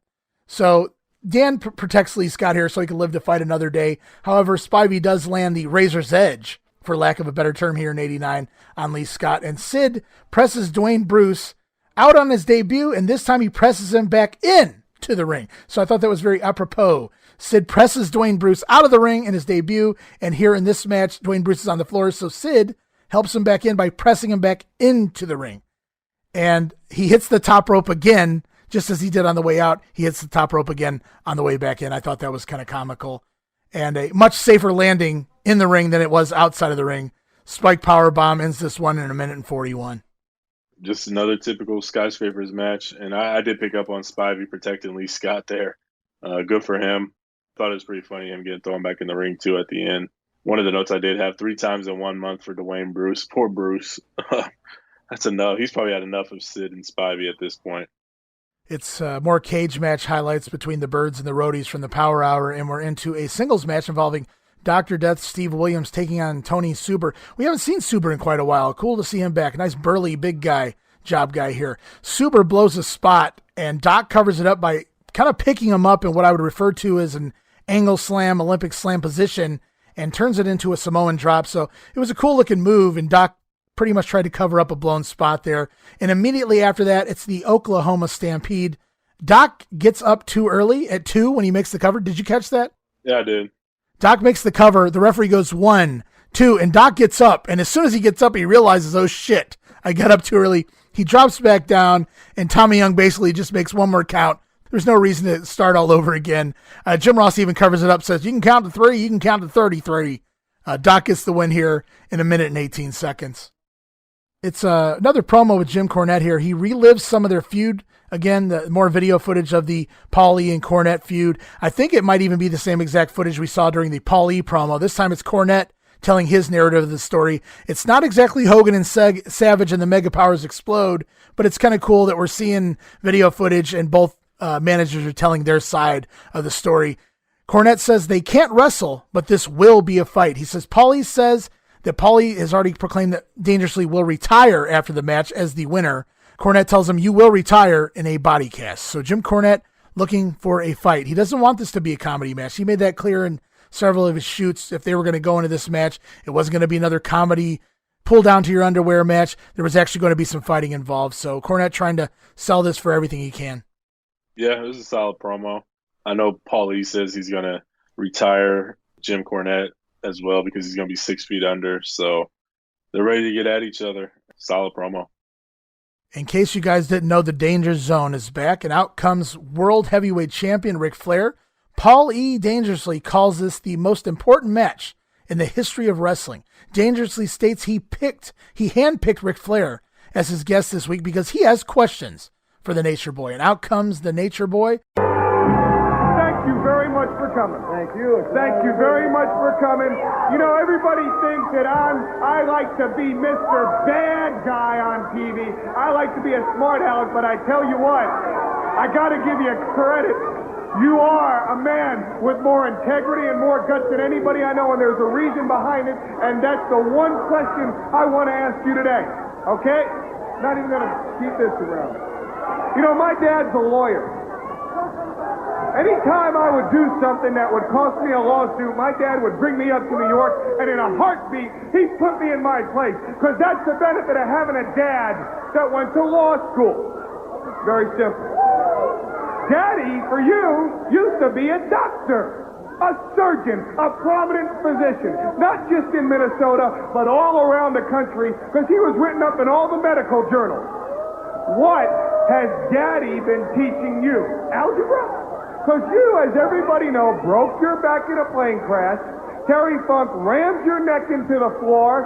You got compressed vertebrae, and Daddy, the physician, is telling you to go into the ring and risk your life for the heavyweight wrestling championship of the world.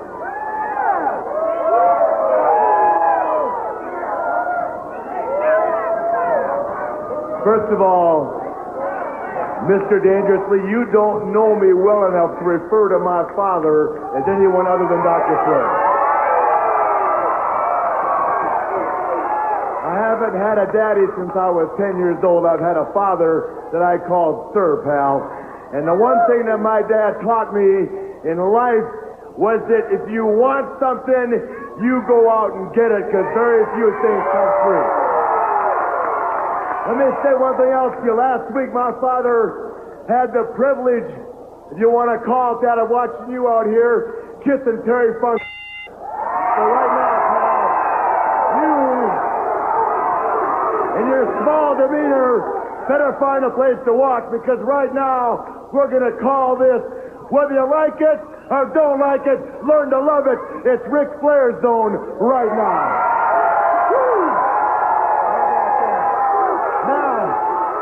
Short and to the point. On July 23rd, 1989, in Baltimore, Maryland, Terry Funk, you have got the distinct privilege of proving to the entire world if, in fact, you are the man you have preached to this great wrestling congregation that you are. I say you're not. And I say that in Baltimore, Maryland, because I've got to have it that way, that you will be carried out on a stretcher and that your wrestling career will be terminated. You took your best shot.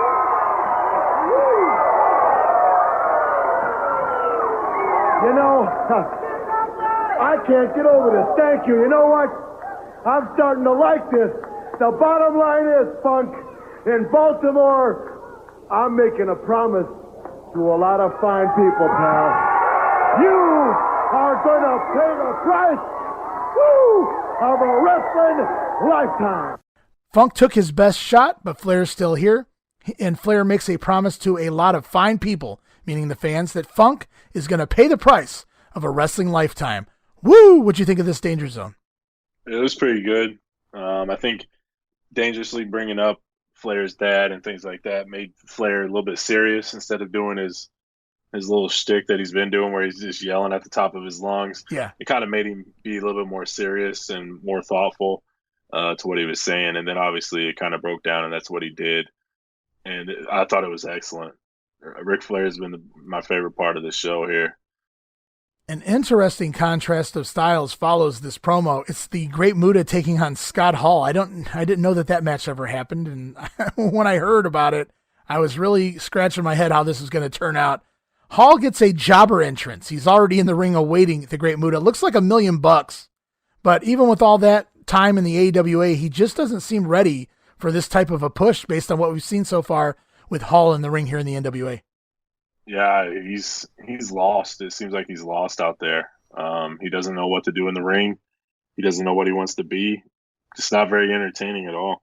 Yeah, I call it that Jimmy Powers cell. He does the drop kicks. He's up, jumping around, flailing his arms all about, the big giant cheesy smile on his face.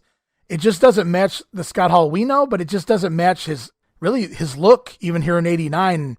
And being that tall and being that size of a man, some of the moves he's using, he doesn't need to do these things. They don't look right on him. The drop kicks, the hip tosses. He should be, I don't know. And then in this match, it's more of the basics. And his power wins out early on Muta, but Muta goes into a chin lock. Hall makes the comeback. He whiffs on a hip toss. He was trying to hip toss Muta. Muta takes the bump, but Scott Hall whiffs. He doesn't really lock arms with Muta, so it looked pretty sloppy there. Clothesline bumps Muta to the floor. Hall picks Muta up into a double-handed choke in the air. He gets the red mist to the face. Scott Hall winds up blinded and choked out. He breaks free of Muta, but Muta chops him in the throat and gets the win there. Great visual, but lame finish. And Muta gets the win, 5 minutes, 41 seconds. Yeah, the blood all over Hall, or the mist all over Hall looked awesome, but yeah, it looked great. Very flat finish. Yeah, finish definitely wasn't very good. The chop to the throat he's been using quite a bit. Thank God we saw the moonsault this weekend too, but yeah, that chop to the throat, he's been using it quite a bit lately for a finish, and I could do without that. And we go straight from the ring into a promo with the great Muta and Gary Hart. Muta proves he can handle any style, says Gary Hart. Martial arts, scientific wrestling, brawling. Hart says Eddie Gilbert has been granted permission to play cornerman for Sting at the Bash because the NWA doesn't want a title change. They don't want Muta to win the belt. So he's blaming the NWA. They're sabotaging this match, trying to get Eddie Gilbert to aid Sting in a win here. Hart says no matter, Muta will be the new TV champion irregardless, and Muta has a message. Muta then walks up in front of Hart and slits his throat, signifying the end of Sting. Great Muta looked cool with the dark red mist on his mouth here. He kept sticking his tongue out, and it was just dark red. It looked like blood pouring out of Muta's mouth. I thought that was really, really cool look here for the great Muta during this promo. Yeah, he looked awesome, and then, like you said, he did the throat, slit the throat, and then did a thumbs down, and I thought it was even emphasized even better by Gary Hart saying, he said after that, I guess that says it all, and it's over. I thought that was very well done by Gary Hart. Gary Hart's been on fire ever since he got away from Dickie Murdoch.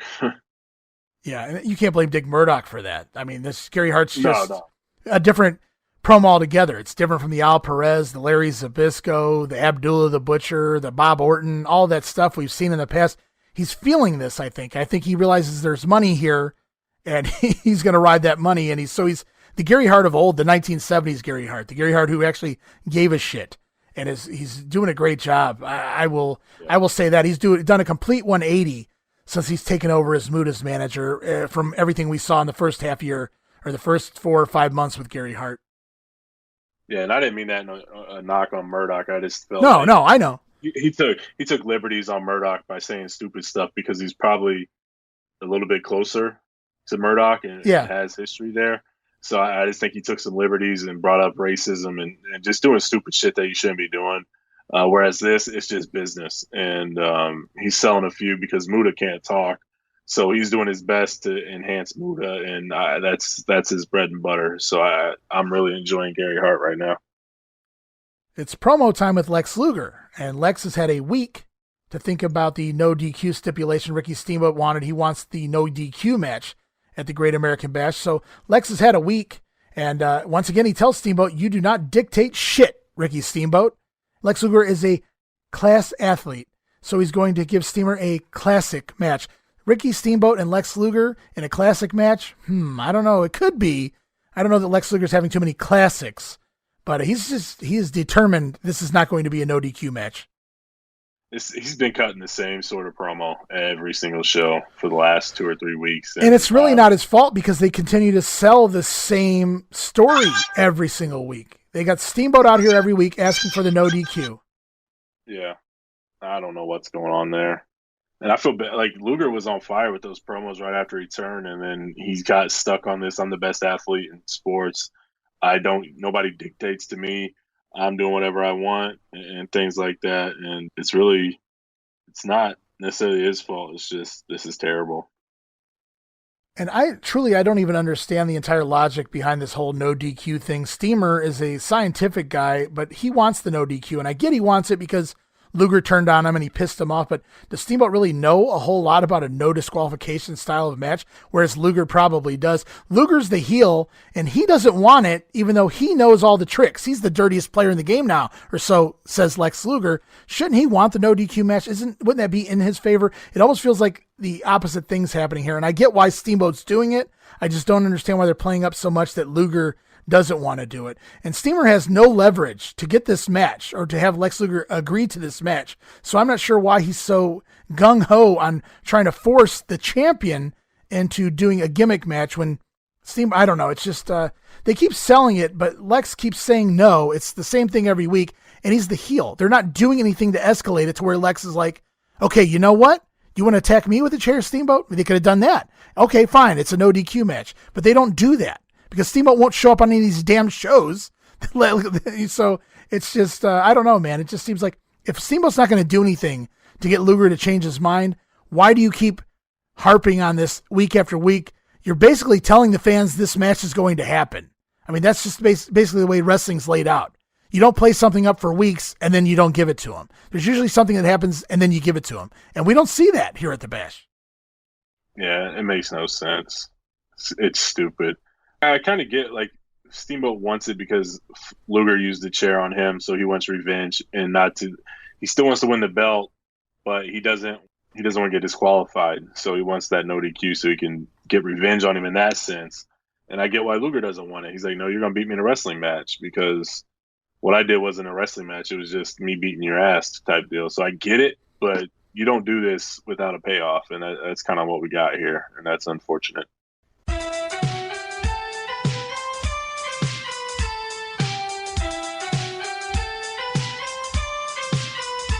I want to give a big shout out to the one and only Retro Network. That's the Retro Network. You can find their site over at theretronetwork.com. Join Jason, Mickey, and the crew as they do a deep dive into eras gone by, and especially the 80s and 90s. 2 decades I'm happy to admit I grew up in. The Retro Network offers a little bit of everything for everyone who's looking to relive those youthful memories, grab hold of that nostalgic feeling, or for you youngins out there who want to see what the fuss was all about. We're talking podcasts, music playlists, articles covering everything from movie reviews to toys to cartoons and everything in between. They even have great holiday-themed posts going on. There's great videos featuring segments like the Wax Pack Flashback where they unseal decades-old trading cards. I find myself having fun every time I visit, and there's always something new for you to enjoy every day you pop on there. You can follow the Retro Network on Twitter at TRNSocial, and their website again is theretronetwork.com. Please come relive your childhood with Jason, Mickey, and the crew at theretronetwork.com.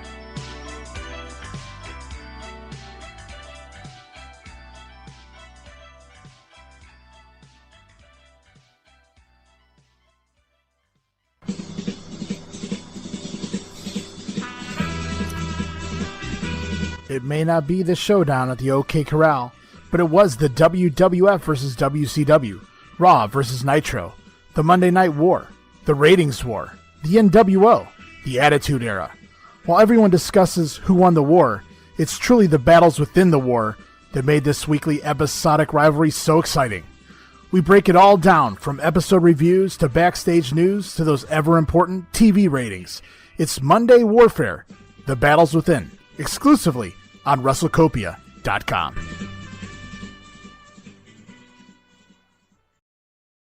And we head over to the Power Hour for July 21st, and we kick things off with Big Sid Vicious in the ring against Davey Rich. This match was taped in Fort Worth, another decent-looking arena, something cool you don't really get to see all the time. Dan Spivey comes down to support Sid Vicious, but not during the entrance. He waits for Sid to get that big entrance on his own before Spivey comes down and plays corner man to his buddy Sid. Not that Sid really needs it here. He's taking on Davey Rich of the Party Patrol, who we haven't seen a whole lot of other than that promo quite a while back yet. Davey tries the full Nelson, same as Lee Scott did the other day. This time, though, it's a little bit of a different situation. No, he doesn't get the best of Sid Vicious. In fact, I thought this match went on far too long for a Sid Vicious squash, and Rich had multiple opportunities here. Too many opportunities. Not that he gets anywhere with any of them, but there's a lot of sticking and moving, Sid missing moves, Davey Rich crawling through his legs. I guess they wanted to push the match out a little bit, and Davey Rich is maybe a higher tier than just your average job guy, but when you're in there against Sid, I don't think that should matter. And Sid finally levels him with an inside-out clothesline. There's just way too much downtime and stalling here from Sid, and not a whole lot going on from Davey Rich. And Sid doing nerve holds, just unnecessary stuff, I thought. And finally, after 6 minutes, the powerbomb ends it. Sid Vicious gets the win. Very slow. I think it's just because it's Power Hour, and they only do the 3 matches usually, so they make them go a little bit longer. But yeah, this was too much. I thought Sid doesn't need to be in these extended squashes. One, he can't really handle it, and two, it just kind of devalues what he is. But I got to ask, man, did you pick up on what Cornette said at the start of the show about Missy Hyatt? I did not. You'll have to refresh me. Cornette said that Missy's going to be on the Johnny Carson show talking about gun control, and she's going to point a pair of 38s at him. Hubba. Oh, Lord. I popped. That's pretty funny. Yeah, I mean, just that's a good line from Cornette. Sometimes he has some winners here that you can get away with, and that sounds like a good one. I don't know how that escaped me. Maybe I was just jotting down some notes and I wasn't really invested in the opening monologue with Jim Ross and Cornette, but you really can't miss it. They're pretty good together. Yeah, they are. It's the Wrestling News Network with Gordon Solie, and it's the weekend of the Great American Bash pay-per-view. I should point that out. So Gordon Solie's talking all about the Bash, and he does even bring up the WWF. He says that Bobby Heenan quit primetime wrestling. We're leading into the Bobby Heenan show, obviously, at this point in time. He doesn't actually call it primetime, though. They're not allowed to get over the WWF television programming. So he says Bobby Heenan quit his show, or the show he hosts. And I thought that was kind of funny. And Solie also sells a piece coming up on Entertainment Tonight. It's going to be discussing the war between the WWF and the NWA. So that was pretty cool. So we're back to talking WWF here, and it was always nice to hear Bobby Heenan mentioned on another program. Yeah, for sure. And the top 10 changes again. Clearly, we see on the top 10 list here, Steve, Ranger Ross is number 10. Tommy Rich is number 9. That means that Dick Murdoch has been bumped off the top 10. However, and you really had to have been paying attention closely to even notice this, Gordon Solie runs down the top 10 verbally. And as he does, he says, number 10 is Tommy Rich, number 9 is Dick Murdoch, but I'm looking on the screen and I see Ranger Ross is 10 and Tommy Rich is 9. And what happened here is the image was made far after Gordon Solie recorded the WNN. And by this point, Dick Murdoch is gone from the NWA. So he's obviously been removed from the actual image. He's no longer in the top 10. So Dick Murdoch gone. And I always loved early on when Gordon Solie would refer to Sting as the Sting. Yeah, I picked up on the mishap there. I didn't realize Murdoch was out of the company, so my note was they have no clue what the hell's going on. Yeah, if Murdoch's gone and Solie recorded this, a couple weeks ahead of time, you really can't plan for that. But at the same time, it doesn't take long to redo this top 10, a voiceover. I mean, come on. Right. Well, Gordon may have been into the cocktails by that point. Maybe a few screwdrivers too many. Yeah, but I think Murdoch was gone. I don't really remember. I don't have the results in front of me, but I do remember he leaves during the middle of this bash, so he's probably been gone at least a week at this point. So Murdoch's on the way out. I don't know if we see him anymore here on TV or not, but I do know he's gone from the NWA by this point, which explains why the top 10 shifted after Gordon Solie recorded the WNN. It's back to the ring with what an odd 6-man tag this is. The babyface team of Flying Brian Pillman teaming up with Wildfire Tommy Rich and Big Scott Hall. What a threesome that makes. They take on the job guys of DJ Meadows, Wild Bill Irwin, and it's the return of the Iron Sheik. And you pay attention, you are an idiot! The Iron Sheik is back here. And yes, I said the Iron Sheik. What a crew. Both teams, they do their damnedest, though, to de-emphasize the Sheik here. He's not really played up. They don't really cut to him when they announce him. He doesn't even have his garb on. He's essentially a jobber standing in the ring awaiting the match. And the story goes here, the Turner Brass forced the NWA to bring the Iron Sheik back to TV, temporarily anyway, because he sucks so bad. He's not here very long. But the Turner Brass, they felt that they couldn't justify paying the Sheik's $100,000 contract for him to sit at home for the next, 9 months, 8 months, something like that. So it's Sheik that will actually make them pay, both in money and for bringing him back, his immobile ass back here in the NWA. It's just laughable. They sent the Midnights packing because, for whatever reason, but they pay Iron Sheik $100,000 in 1989 to be a top guy. Let that sink in. Hey, who do you, Steve, you punker bitch?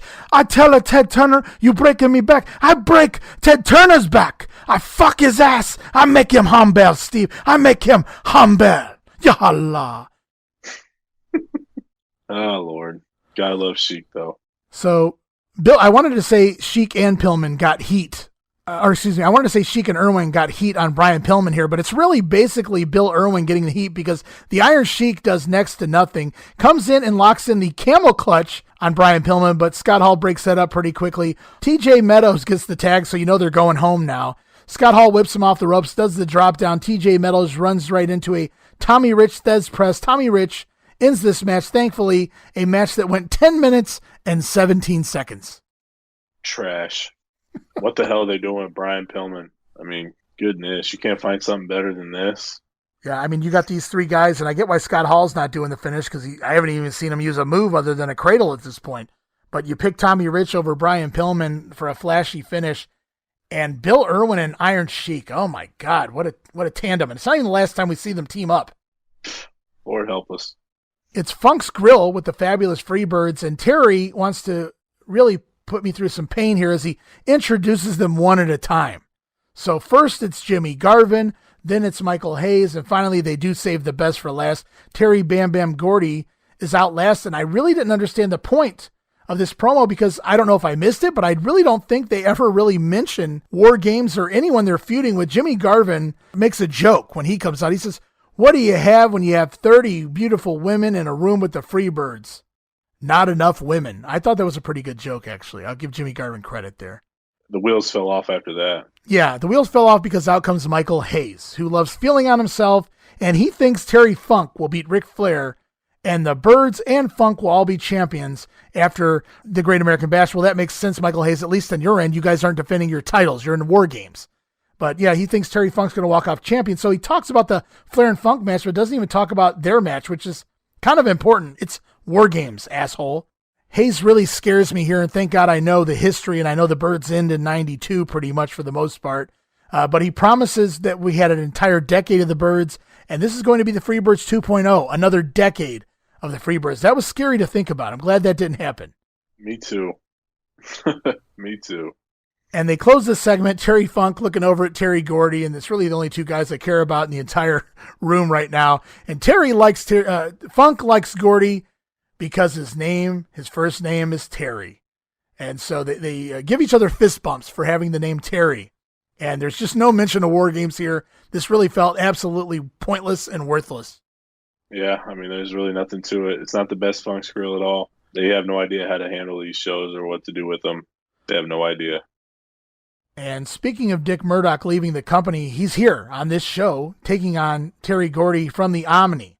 It's the Battle of the Bulls, or at least that's what they're selling the match as. Two big guys, burly guys out there taking on one another. So Gordy versus Murdoch from the Omni.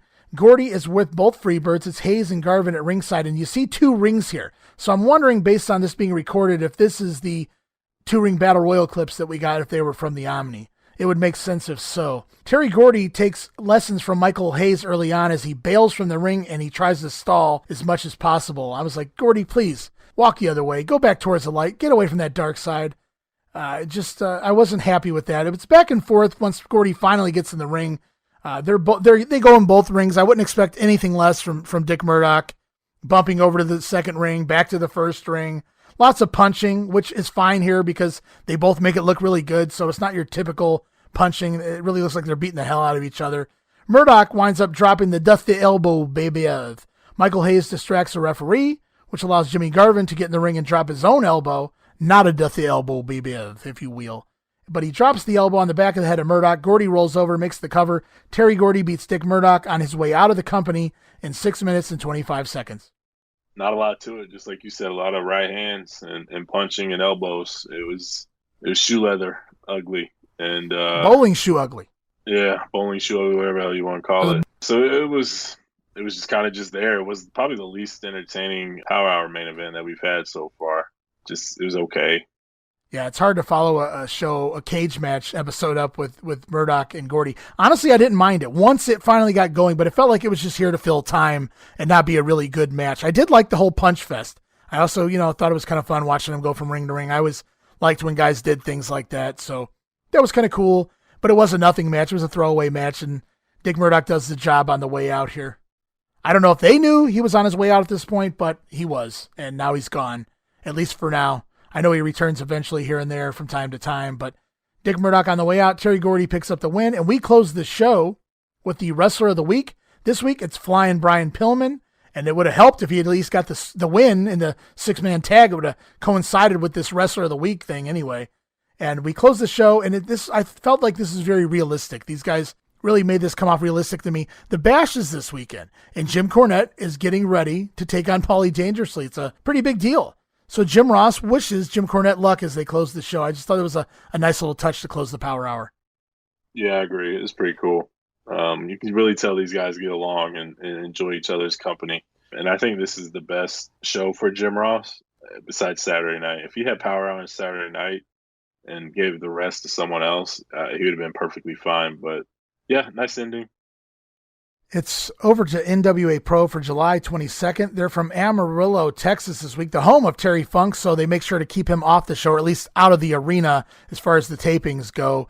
And Terry Funk does a pre-tape promo from a dressing room with a mirror in it. Not the most coherent of Terry Funk promos, to say the least. In fact, he screws up repeatedly, or at least says the wrong thing at least 2 or 3 times.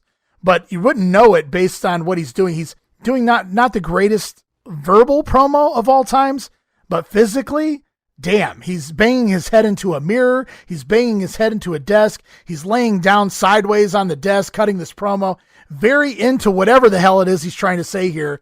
I didn't grab a soundbite of it, but it is already up on Twitter. I thought it was good enough to put up there on that, because this is not something you can sell for the audio, because like I've already pointed out twice, it's not a very good promo per se based on what Funk's saying. But watching this video is a completely different story. This has to be seen to be believed. Yeah, I agree. It was awesome. He's like looking at himself in the mirror initially, then he starts banging his head on it. And I couldn't really hear what he was saying. I wasn't processing what he was saying, but what he was doing was more believable to me. Just great stuff. I mean, it was awesome. And it was a nice promo to go home with for sure. Yeah. This is the go home weekend of the Bash. So you made an excellent point there. This is it.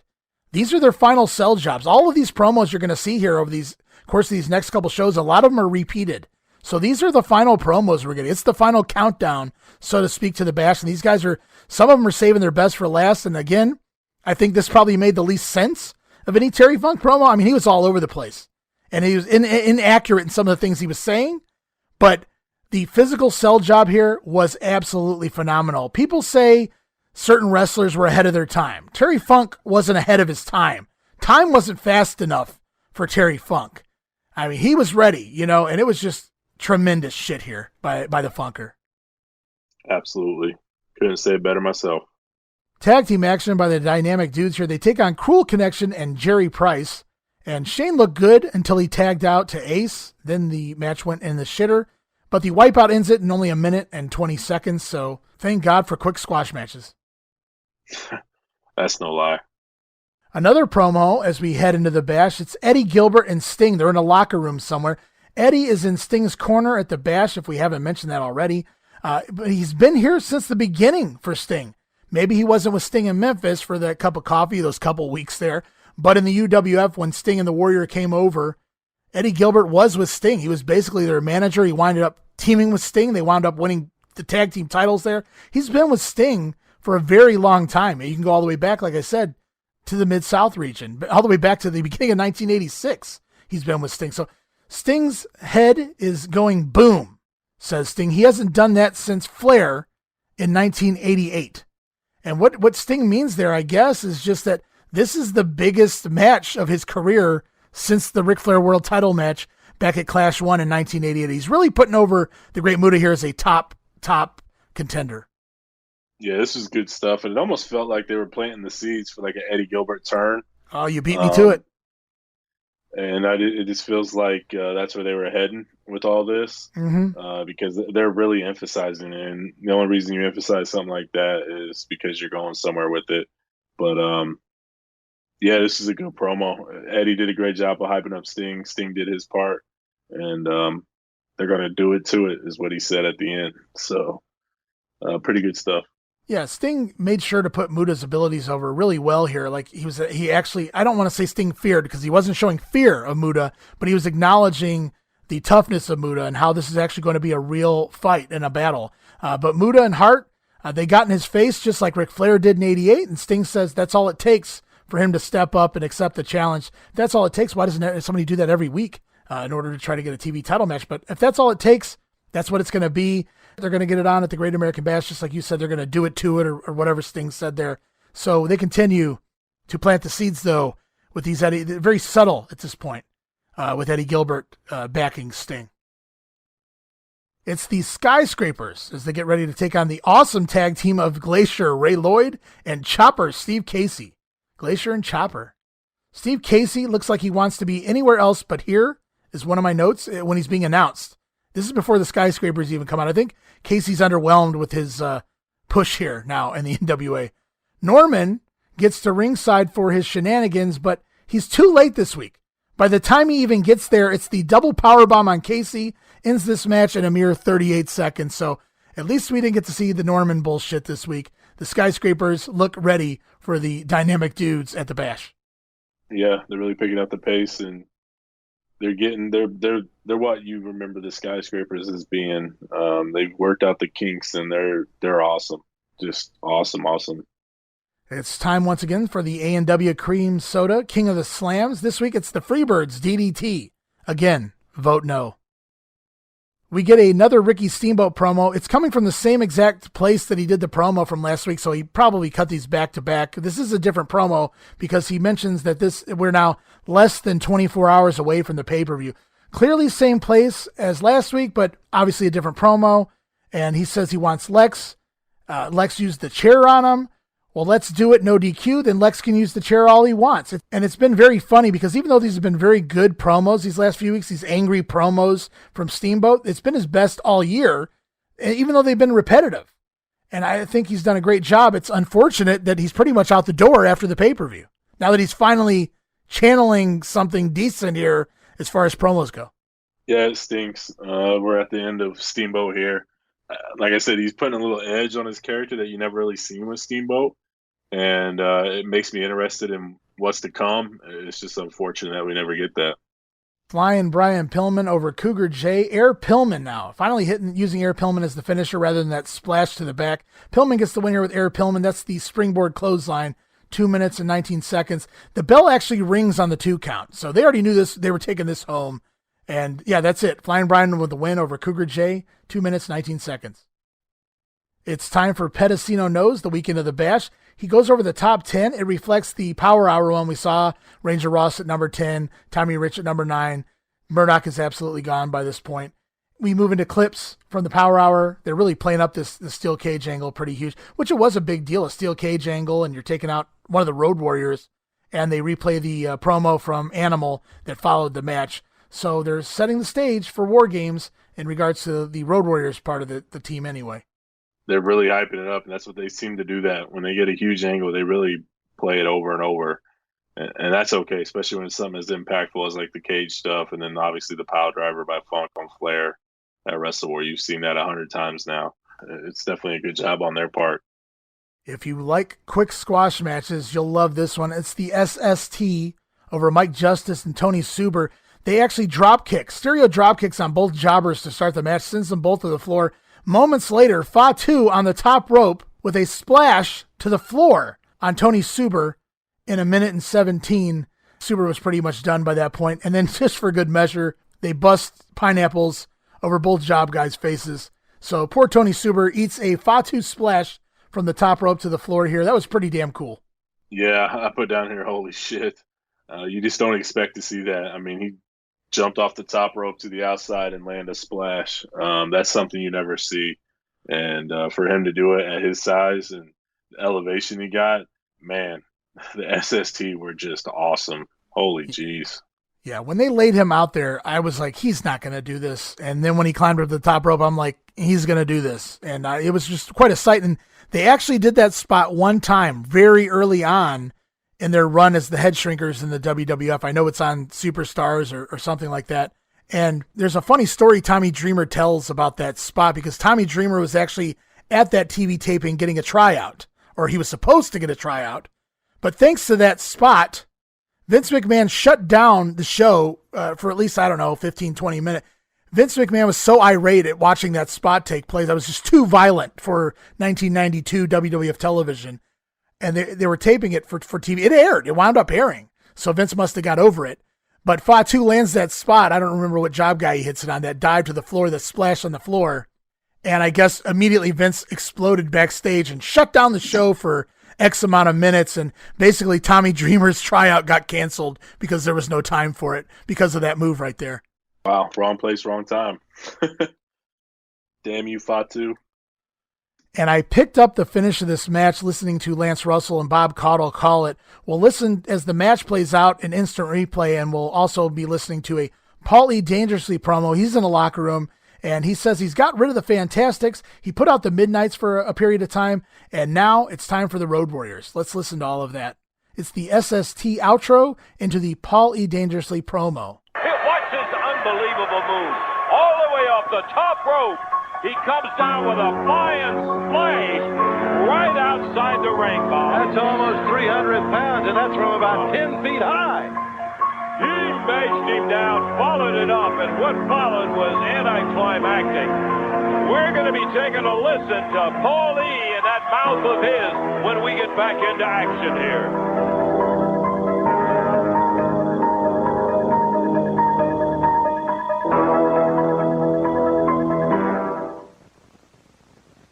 Well, just before the break, Lance, we saw the Samoan SWAT team in action. Earlier, they had a chance to make some comments along with Paul E. Dangerously, who had a lot to say. Right now, let's hear from Paul E. Dangerously. Yes. You know, when I decided it was time to bring Samu and Fatu, the SST, the Samoan SWAT team, to the NWA, I made a few vows. The first one I made said, the Fantastics are out, and out they were. Then I made a vow that the Midnight Express of Jimmy Cornette, Bobby Eaton, and Stan Lane, they're out too, and they went right out the door. That day came. But while they were coming back, the Road Warriors decided that they wanted to be the biggest, the baddest, the roughest, the toughest tag team in the world all over again, just like in 1983. So I don't care if it took a pineapple and a phone to Ellering's head. I don't care if it took the SST and the Freebirds. We put the Road Warriors down. We showed that the SST truly are the most animalistic human machines of destruction on God's green earth. So now we're talking War Games, July 23rd, live pay-per-view from Baltimore, Maryland. The fabulous Freebirds and the SST, the two greatest tag teams in the history of wrestling. Against Dr. Death, the Midnight Express, and the Road Warriors. Well, gentlemen, everybody's asking me, am I worried that I have to match minds with two masterminds, Ellering and Cornette? Well, the answer is no. Because you see, Jimmy Cornette, you and I have a one-on-one match. And I'm announcing right now my retirement from professional wrestling because they're going to lock me up in prison for the rest of my life for what I have in store for you.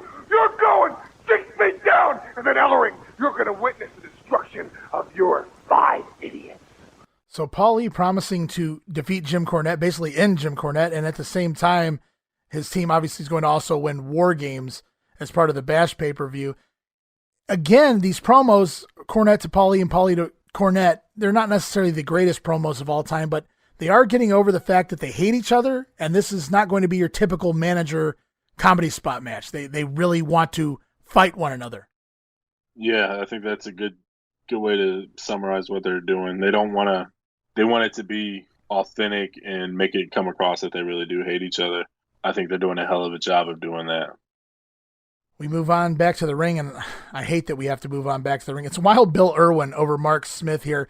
Side slam and a sloppy-ass bicycle pump kick gets the win in 2 minutes and 9 seconds. Bill Irwin's got Brian Pillman at the Great American Bash. Out of all the talent on the roster, why Bill Irwin to give Pillman something to do with this pay-per-view? I'll never know. Me either. Pedicino knows. As he hypes the Bash card, he announces the entire card, including Brian Pillman taking on Bill Irwin, the Skyscrapers against the Dynamic Dudes. He runs down basically the entire card minus the Battle Royal. But don't worry, the Battle Royal does take place. Pedicino even gives his picks on 3 of the top matches. He picks Ric Flair over Terry Funk, and he continues to hype that he hopes Ric Flair takes Terry Funk out of the business. He picks Lex Luger to go over Ricky Steamboat and the Roadies to win the War Games match because there's nobody going to deny the Road Warriors at this point. And it's time for one of your favorite points in the show, Steve. It's time for the total package Lex Luger, another promo from Lex Luger here. And I did grab a soundbite of this one, so we'll take a listen. You can listen to the total package, what he has to say about his U.S. Championship match with Ricky Steamboat, and I'll let you talk all about it on the other side. Here we are, just hours away from the big match, the Great American Bash. Baltimore is the place. And you know, this is when the competitive juices really flow. This is when the adrenaline really flows. This is when it is put up or shut up time, Ricky Steamboat. And you know, I see you're a little hot under the collar. You've come unglued a bit. I see the veins sticking out of your neck. I've never seen you like this before. You know what? I like it. And you want to know DQ? Oh, you can yell, you can scream all you want. But Ricky, you're not the champion anymore. I'm the U.S. champion. I dictate policy. The NWA may dictate rankings, Ricky Steamboat. But the total package Lex Luger, everybody's U.S. heavyweight champion, dictates what kind of match I put my title in. I dictate the stipulations. If, and that's an if, there's a no DQ in the future, it's when I say it happens. Ricky Steamboat, this is how it is. I am the premier wrestler in our sport today. I am the greatest athlete in professional sports today. It's all on the line. It's just a few hours away. It's put up or shut up time.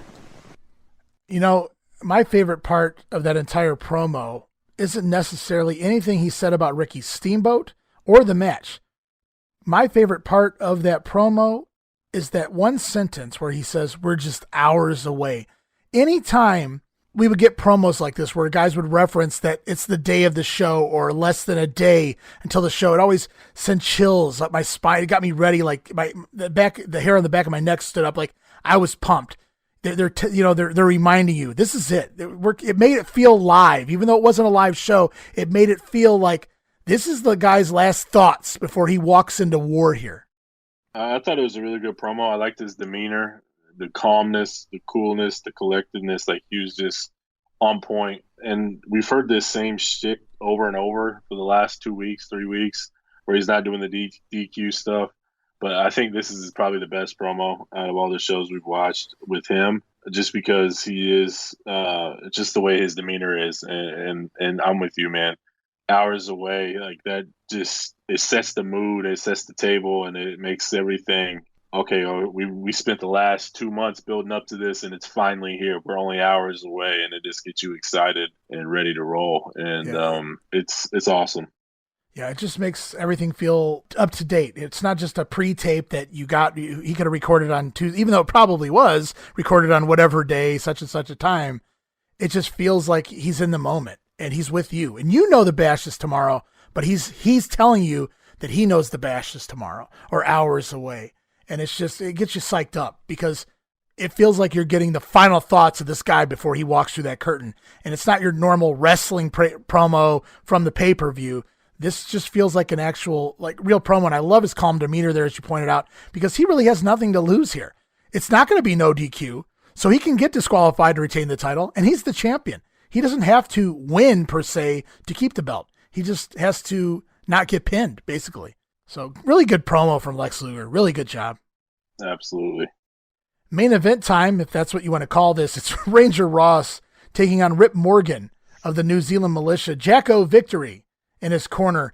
The Militia do a bunch of cheating, which brings Big Scott Hall down to ringside for some odd reason. Comes down to even the odds for Ranger Ross. Remember that great babyface tag team of Scott Hall and Ranger Ross that just ruled the earth there for a few years? I don't either. I can't see Ranger on the beach, but maybe I could see him in the Everglades with the Gators, so that might work. Maybe if they do a tandem like that. Anywho, Morgan collides with Jacko on the apron. Ranger Ross with a schoolboy, not even a combat kick, but Ranger Ross with a schoolboy gets the win, 3 minutes and 7 seconds. Post-match, Jack Victory rushes the ring. The Militia do a job on Ranger Ross. Scott Hall tries to make the save. They toss him to the floor. They wind up hanging Ranger Ross by the strap on the canteen until Scott Hall finally makes the save. And my final note for this show is, wow, a promo-heavy show this week, and for good reason. It's the final sell for the pay-per-view. I thought it was a very good job here with all these promos. I just thought, we haven't seen a syndicated show like this before. And it's perfect timing being the weekend of the pay-per-view. All the main guys getting all these, what their final thoughts going into the pay-per-view. Just a really, really good job on syndication this week. Yeah, I agree. I mean, these promos were awesome. You could kind of tell they saved the best for last, and they knew they had to do one final big-time promo to sell their match, sell the show, and do what they had to do. And I thought pretty much all of them knocked it out of the park. Every single person that had a promo on this show did well. Just some solid stuff. It was a lot better than the action in the ring outside of Fatu killing that guy with the splash. But the ring work was secondary to all these promos, and I enjoyed it. Yeah, this was one time where I can't complain having this many promos on the show. It was needed and just really good job. And we move over to the other syndicated show, Worldwide, for July 22nd. And these pretty much feature all of the same pre-tape promos that we got on Pro, so there'll be a lot of skimming through those. We actually kick off the show right away with the Sting and Gilbert pre-tape from the Pro, and we go into our first match featuring the Dynamic Dudes taking on Mark Smith and Lee Scott. Wipeout on Mark Smith gets the win. Johnny Ace makes the cover. 3-minute win here by the Dynamic Dudes. I don't think they're going to be coming out winners here come the Great American Bash, so enjoy that win there, Shane Douglas, Johnny Ace. We get the Terry Funk mirror promo again. Nothing wrong with it, but we've already seen it. No need to cover it again. Terry Funk just bashing his head into the mirror. It's really fun. Go watch it on our Twitter account. Match number 2, Flying Brian Pillman takes on the 300-pound Fred Avery. At one point, Avery whips Brian Pillman into the corner. Pillman tries to do the old up and over spot, failing to realize that Fred Avery isn't even rushing in yet. So Pillman lands on his feet before Fred Avery even rushes in, and Avery winds up colliding into the back of the legs of Pillman in a botched spot. I thought that was kind of funny. Air Pillman ends this thing in only 55 seconds. Yeah, that's a trend here. Most of these matches are pretty short, and again, it's all the promos and things like that. Just solid stuff. One more time, it's a replay from the Power Hour in the steel cage match between the Birds and the Road Warriors. The SST come in, they cripple Hawk, or they put him out on the stretcher anyway. We also get another replay of the Road Warrior Animal promo that followed. Back to the ring with match number 3, the Samoan SWAT team with Paul E. Dangerously taking on Cougar J and Jerry Price. Pre-match, Paul E. does a promo on the apron, makes the match seem longer than it actually is because the bell sounds while Paul E.'s talking. Paul talks burying Cornette and then winning the War Games match as well at the Bash. And holy shit, Steve, you watched this before I did. And you sold it as big as you possibly could. And I still couldn't fathom this spot until I actually saw it myself. And this is also on our Twitter. If you thought all of the Lee Scott backdrops that I put up on Twitter the other day were something else, this goes right along with those, because as good as Lee Scott was, Jerry Price did his damnedest to top Lee Scott's backdrop. The Samoans do a backdrop to Jerry Price in the middle of the ring. He goes sailing all the way into the rope. I thought he was going to clear the ropes and land on the apron or the floor and kill himself, but he winds up smacking the top rope at the back of his thighs and doing a backflip back into the ring in an insane spot. Yeah, dude, I thought he was dead. I was like, there's no way he's not going over the top rope and to the outside. I mean, they launch him. He's launched, and somehow he lands on top of his head and kind of does like the springboard, like Tajiri looking spot. Right. He does the springboard into the ropes and does the back elbow, except this time he just falls right on his gut. I mean, holy shit. If you haven't seen it on our Twitter, you definitely need to go look at it. It's one of the most insane backdrops I've ever seen. Like, there's no way he shouldn't have died, to be honest with you. Paulie even marks out for it. You can hear Paulie laughing and screaming in laughter after the spot all the way into the finish. And if that wasn't enough to just put the guy out of his misery and maybe do the Fatu splash, that just wasn't enough for the SST. And I think the best part of all of it was Jim Ross on commentary says somebody needs to notify his next of kin. And then they did the back suplex off the middle rope and then the big splash by Fatu right after that. Yeah, and they do all of this. They do all of this, I should note, in a matter of 2 minutes. So Jerry Price nearly dies off of the backdrop and still takes a back superplex and the Fatu splash all in a matter of 2 minutes. And fuck's sakes, man. Holy shit. Yeah, he's trying to win Jobber of the Month, dude. That's what he's doing. You almost feel like you have to give it to him after taking that. All those Lee Scott backdrops, but then this guy does this, and I'm like, oh my God, he's dead. It's almost like they're playing one up. Like they're actually competing, retroactively competing for the Jobber of the Month trophy 31 years ago for the trophy here in 2020. Yeah, let's tell ourselves that. Why not? It's Pedicino knows it's, again, a replay from Pro. I hate to keep saying that. You're going to hear that a lot here on Worldwide. A lot of the syndicated stuff is a replay from Pro. Nothing wrong with it. It's really all you need to get the bash over. Pedicino talks the top 10, the War Games feud. We move into the next match. It's another 6-man tag. It's the Midnights taking on Dr. Death, Steve Williams. They're once again out there against the Bounty Hunter and Snake Brown like they were in the last 6-man tag. But instead of Trent Knight, the third member here is Cruel Connection, which is George South, I believe, at this point. I'm pretty sure because Gary Royal's been gone for quite a while. Either that or George South is working without the gear, and Gary Royal's working with the gear. I didn't really pay attention. Either way, they try the same spot where the Midnights throw Cruel Connection up in the air, but he's no Trent Knight, and so Doc catches him, but he simply catches him for a big body slam. Doc winds up throwing him down, and the Vegematic on Cruel Connection ends it here. And Doc wipes the other two job guys out with a running clothesline, and the babyfaces get the win, 2 minutes, 17 seconds. We're off to another promo. Ricky Steamboat airs again from Pro. Not a whole lot to say here. I'm okay with these. No need to keep having these guys cutting promos, saying the same shit. I don't want to see Steamboat saying something on Pro and saying it on Worldwide with a different backdrop. So I don't mind these repeat promos. It works because it's the weekend of the Bash. So these guys need to be focused on putting on the best match possible, not cutting a bunch of syndicated promos that probably nobody's watching anyway. Let's be honest. Match number 5 sees this. Hey, wait a minute. I watched all of my syndicated shows when I was growing up. A lot of people watched syndication, probably more than cable, because more people had syndicated TV than cable. So syndication was very important. Just ask Vince McMahon. Fair enough. I mean, I'm just saying the NWA's in the dumps at this point. Well, okay, if you mean this particular point in time, then I agree with you 100%. I get what you're saying. Yeah, that's what I mean. It's match number 5, the Skyscrapers with Teddy Long and Norman. Norman's out there right away this time. He missed the boat last time. He didn't get to the ring in time for the match, so he made sure to be out there this time. They take on Trent Knight and Dwayne Bruce. Sid is on the floor for this one. We saw Spivey on the floor last week when Sid Vicious wrestled 2 men. I bet Dwayne Bruce was loving this, that he didn't have to wrestle Sid Vicious. Sid on the floor for this one. Spivey does the handicap match. Bear hug, flapjack, and a power bomb ends this in just 59 seconds. Dan Spivey gets the win. That's what you need to be. Joe Pedicino knows, and for the final time, he runs down the entire Bash lineup. So it's final hype time as far as Joe Pedicino is concerned. And there's really nothing else to say. I mean, the Bash is tomorrow. We're ready, and I can't wait.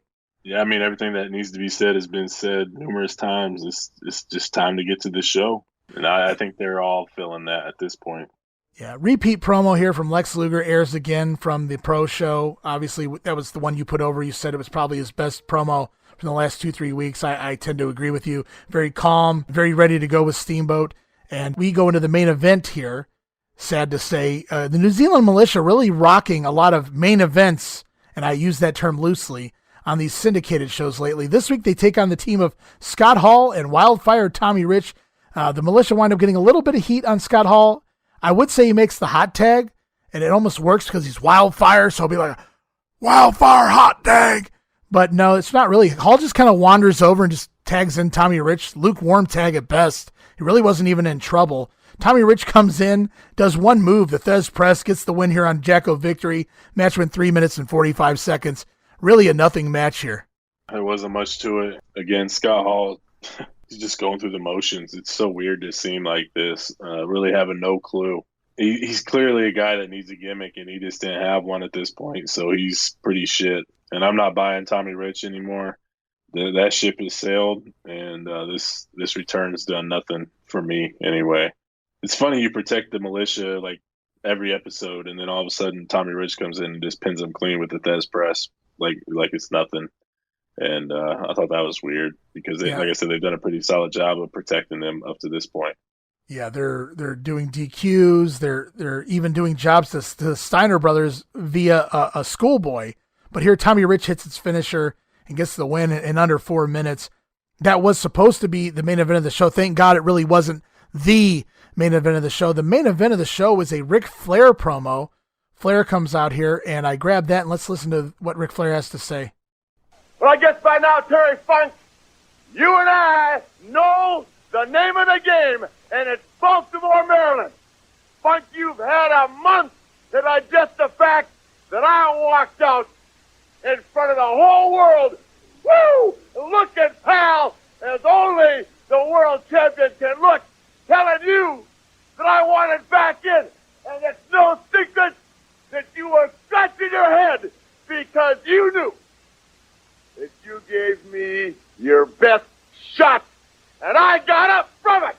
I got out of the hospital bed, and I walked down the aisle, and I'm back. And in a few hours, pal, you know a lot about it.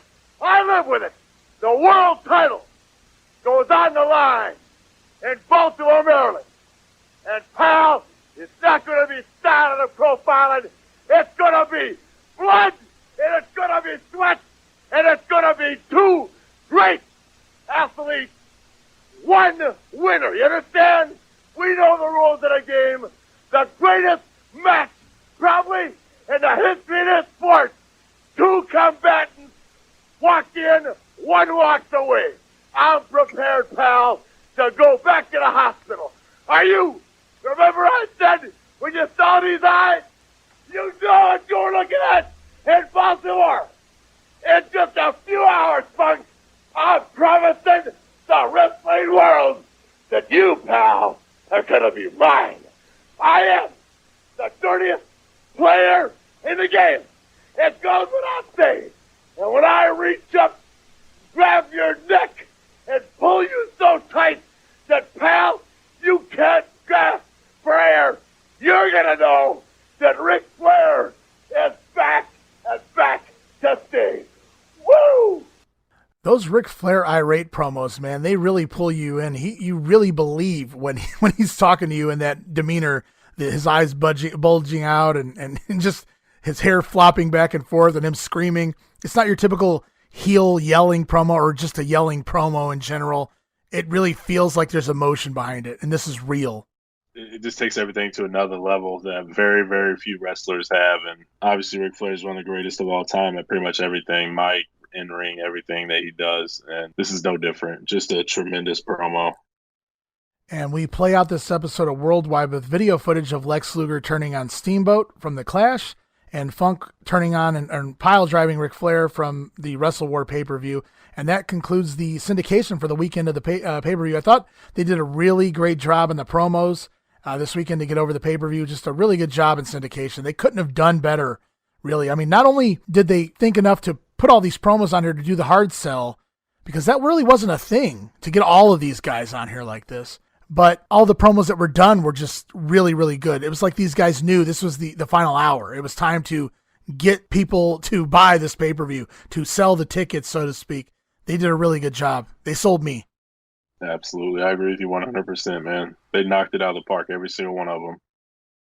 And we move into our final show before the Great American Bash pay-per-view. It's the NWA World Championship Wrestling episode for July 22nd. We kicked the show off with a 6-man tag.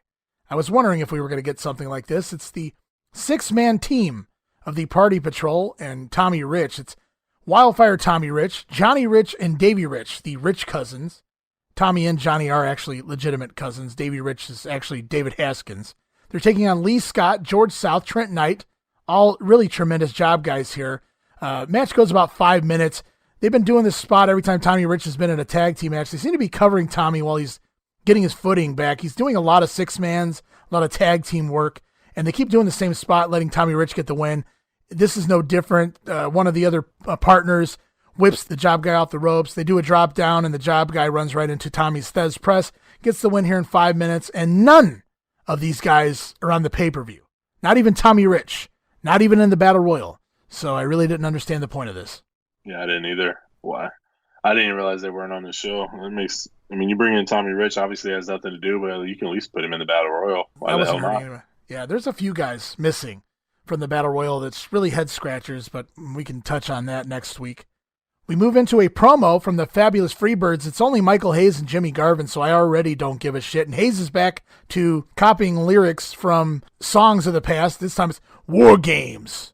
Good God, y'all. What is it good for?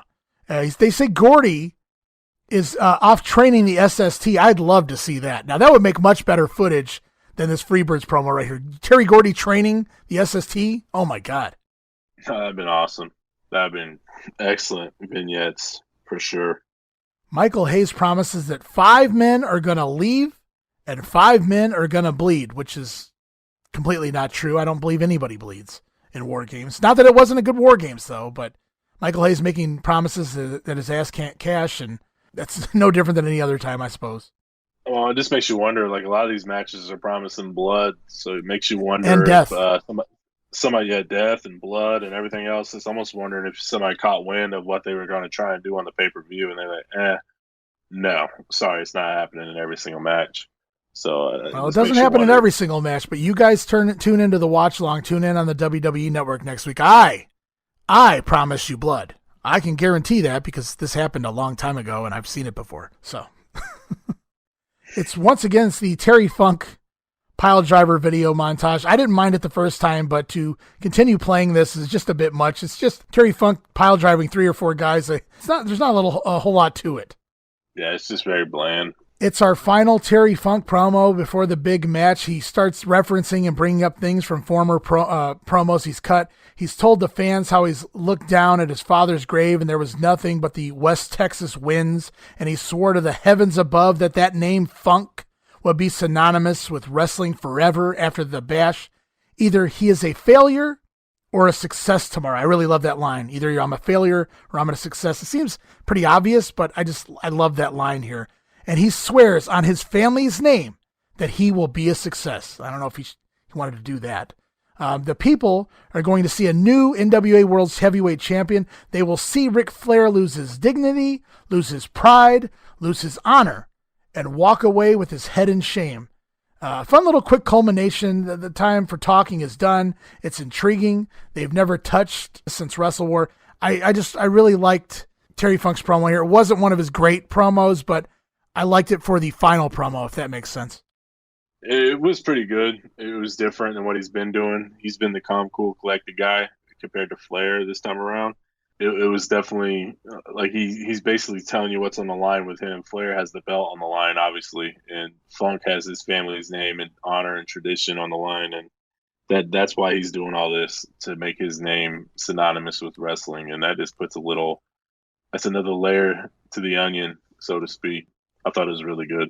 I think they've done a really good job of keeping these guys separated since Flair's return. They've never been in the same place at the same time. Nobody's attacked anyone. Nobody's tried anything. They haven't even argued in person. It's been, if Funk's in the studio, Flair's a pre-tape. If Flair's in the studio, Funk's a pre-tape. Or one of them's at the beginning of the show, one of them's at the end of the show. They've really kept these guys separated to make it even bigger when they meet at the pay-per-view. These guys haven't been in the same place, essentially, since the attack that took Ric Flair out. Yeah, that's just great booking. The Skyscrapers take on Tony Suber and Bob Emery. Sid just standing there, looking like a star, the star that he is. Spivey was a huge dude, so Spivey looked like an intimidating mofo, especially with those cool lines he had cut into his hair here by this point. Sid, man, I can't get over it. Like the muscles and the height and just even like the gear he was wearing here. He just looked like a badass. And so that's pretty much why he went on to become the star that he was. But I just love him here. And wait, you said you haven't watched the Bash pay-per-view in a long time. Wait until you hear the fans during that Skyscrapers match. They want blood. They want the Dynamic Dude's blood. And these Sid chants are maybe the loudest chants of the entire pay-per-view. They're absolutely insane. I can't wait. It's in this match that we learn both guys have entered the Triple Chance Battle Royal at the pay-per-view. The story goes that all of the guys in this Triple Crown Battle Royal finals at the pay-per-view all won previous Triple Crown Battle Royals at different Bash stops along the way. Now, that isn't true. You can pretty much guess that based on some of the guys you'll wind up seeing in the actual Battle Royal. But Sid and Spivey both have entered, so they've clearly won Battle Royals leading up to the pay-per-view. Peanut Head chants start catching on once again. Teddy Long joins commentary. He ponders what would happen if both the Scrapers win in Rings 1 and Ring 2. Teddy. They continue to reference Arsenio Hall again. I really thought it was funny. Teddy Long questioned what would happen if Sid and Dan won their respective rings. What would happen? He doesn't know for sure. Jim Ross actually mentions that Norman is in the Battle Royal, and what that means if Norman gets in there with the Skyscrapers and Teddy Long says he'll have to talk to Norman about that. The funny thing about this entire thing, and this is taped, what did I say? Was it like the 19th or something like that? The Bash is on the 23rd. Jim Ross on commentary, Teddy Long going along with them, Norman in the Battle Royal. But when we get to the Bash, Norman's not on the show. He's not in the Battle Royal. He's not at ringside in the Battle Royal. He's not on the pay-per-view whatsoever. So I thought that was kind of interesting there. Jim Ross basically announced Norman is participating in the Battle Royal, and he's really not even there. Yeah, maybe they had plans for him to be there and something happened. It's one of those things. You just don't know. Spike Powerbomb ends this match, 2 minutes, 37 seconds on poor Bob Emery. I don't know if you caught this during the Skyscrapers match, but during the previous match, Jim Ross brings up, he says they will not be showing any highlights of any of the matches at the Bash on TV, which they had been doing up until now. We'd been shitting all over them doing that, wondering why they're giving so much pay-per-view footage away, figuring it was pretty much screwing their pay-per-view buys. Jim Ross goes out of his way here to mention that they won't be showing any footage whatsoever from the entire pay-per-view on TV. It'll be interesting to see if Jim Ross is bluffing here and or if they actually do wind up keeping their word. Yeah, I picked up on that, and I'm curious to see if he's telling the truth or not. I'll be keeping my eye out for that because I've had a major issue with that from the get-go. And I mean, no wonder your ratings or your buy rates are in the trash when you're giving everything away for free, a week later. So why pay for something when you can get it for free? It's Lex Luger's final promo before the Bash. He calls the fans fickle. So Daniel Bryan's been stealing Lex Luger's stuff all along. Fickle fans, says Lex Luger. The problem is that the fans, they compare themselves to the total package, and they feel inadequate. When Lex wakes up, he looks in the mirror. He has no regrets. He sees bronze, chiseled perfection. I have no doubt that he truly believes that. Yeah, I don't. I have zero doubt as well. He believes every second of what he's saying here. Maybe that's why these promos are so good. He just believes everything he's saying. You are a natural heel. I think, who was it? I think it was Jim Cornette that said the real life Lex Luger was too nice to be a heel and too, I don't know, cocky or arrogant or whatever you want to call that, to be a face. So Luger was kind of screwed. He wasn't really a bad dude, but he wasn't really a good dude either. So it really didn't work. I guess that's why he flip-flops so much from face to heel. But he absolutely works much better as a heel. There's no arguing that as we've watched this evolve. Oh yeah, he's especially in 89, 90, those years, he's definitely better as a heel. It's one of those ultimate what could have been if Sting never got injured at the Clash, 10, what could have been if that didn't happen. Just unfortunate that it did happen because it not only ruined Sting a little bit, it also put a halt in Luger's story and things like that and kind of messed him up going forward as well. So just unfortunate turn of events there. Yeah, and Luger concludes this promo. He says, the fans all want to change their lives just like Ricky Steamboat wants to change his life. Ricky Steamboat wants his belt. Ricky Steamboat basically wants to be Lex Luger. But Steamboat won't get his no DQ match tomorrow. But Ricky will get a match against him, the opportunity to try to beat Lex Luger, who is the best in the sport today. Lex closes again, stating that he has class that will never pass. He's the total package Lex Luger. And I have to think my big hole in this storyline is surely 24 hours before the pay-per-view, this match has to have been signed by now. Is it no DQ or is it not no DQ? There's not a lot of time left to decide this. I mean, this is your go-home show to the pay-per-view, and we're still wondering if this is going to be a no DQ. At least Ricky Steamboat is still wondering if this is going to be a no DQ match. Luger continues to say no, so I'm not really sure why we're still even discussing this at this point. Yeah, Luger's made it pretty clear. Ever since Steamboat asked, he's been saying no the whole time. So he's made it pretty clear that he's not going to do a no DQ match. So at this point, you kind of expect a figurehead to come in and say, you know what, you are doing it. You use the chair on him. He deserves the right to get that back or whatever, however you want to position it. But we never get that. Just really odd that they continue to work the fans all the way to the pay-per-view and even into the pay-per-view. Next match sees Ranger Ross taking on Keith Steinborn. Pretty quick match. Lots of arm work by Ross here. Combat kick ends it. 3 minutes, 45 seconds, and it's off to a Ricky Steamboat promo with Jim Ross. Holy shit, Ricky Steamboat's in an actual arena cutting a promo here, as you can actually hear the fans in the background. Jim Ross asks Steamer, he's been the world champion, the actual world heavyweight champion. I almost feel like Jim kind of accidentally demean the U.S. title a little bit. I don't think that was his intentions, but he points out Steamboat's been a former world heavyweight champion. So is he really going into this match for the U.S. title, or is he simply going into this match for revenge? And basically, Steamboat says that the U.S. title is the icing on the cake, but it's really the revenge that he's going after here against Lex Luger.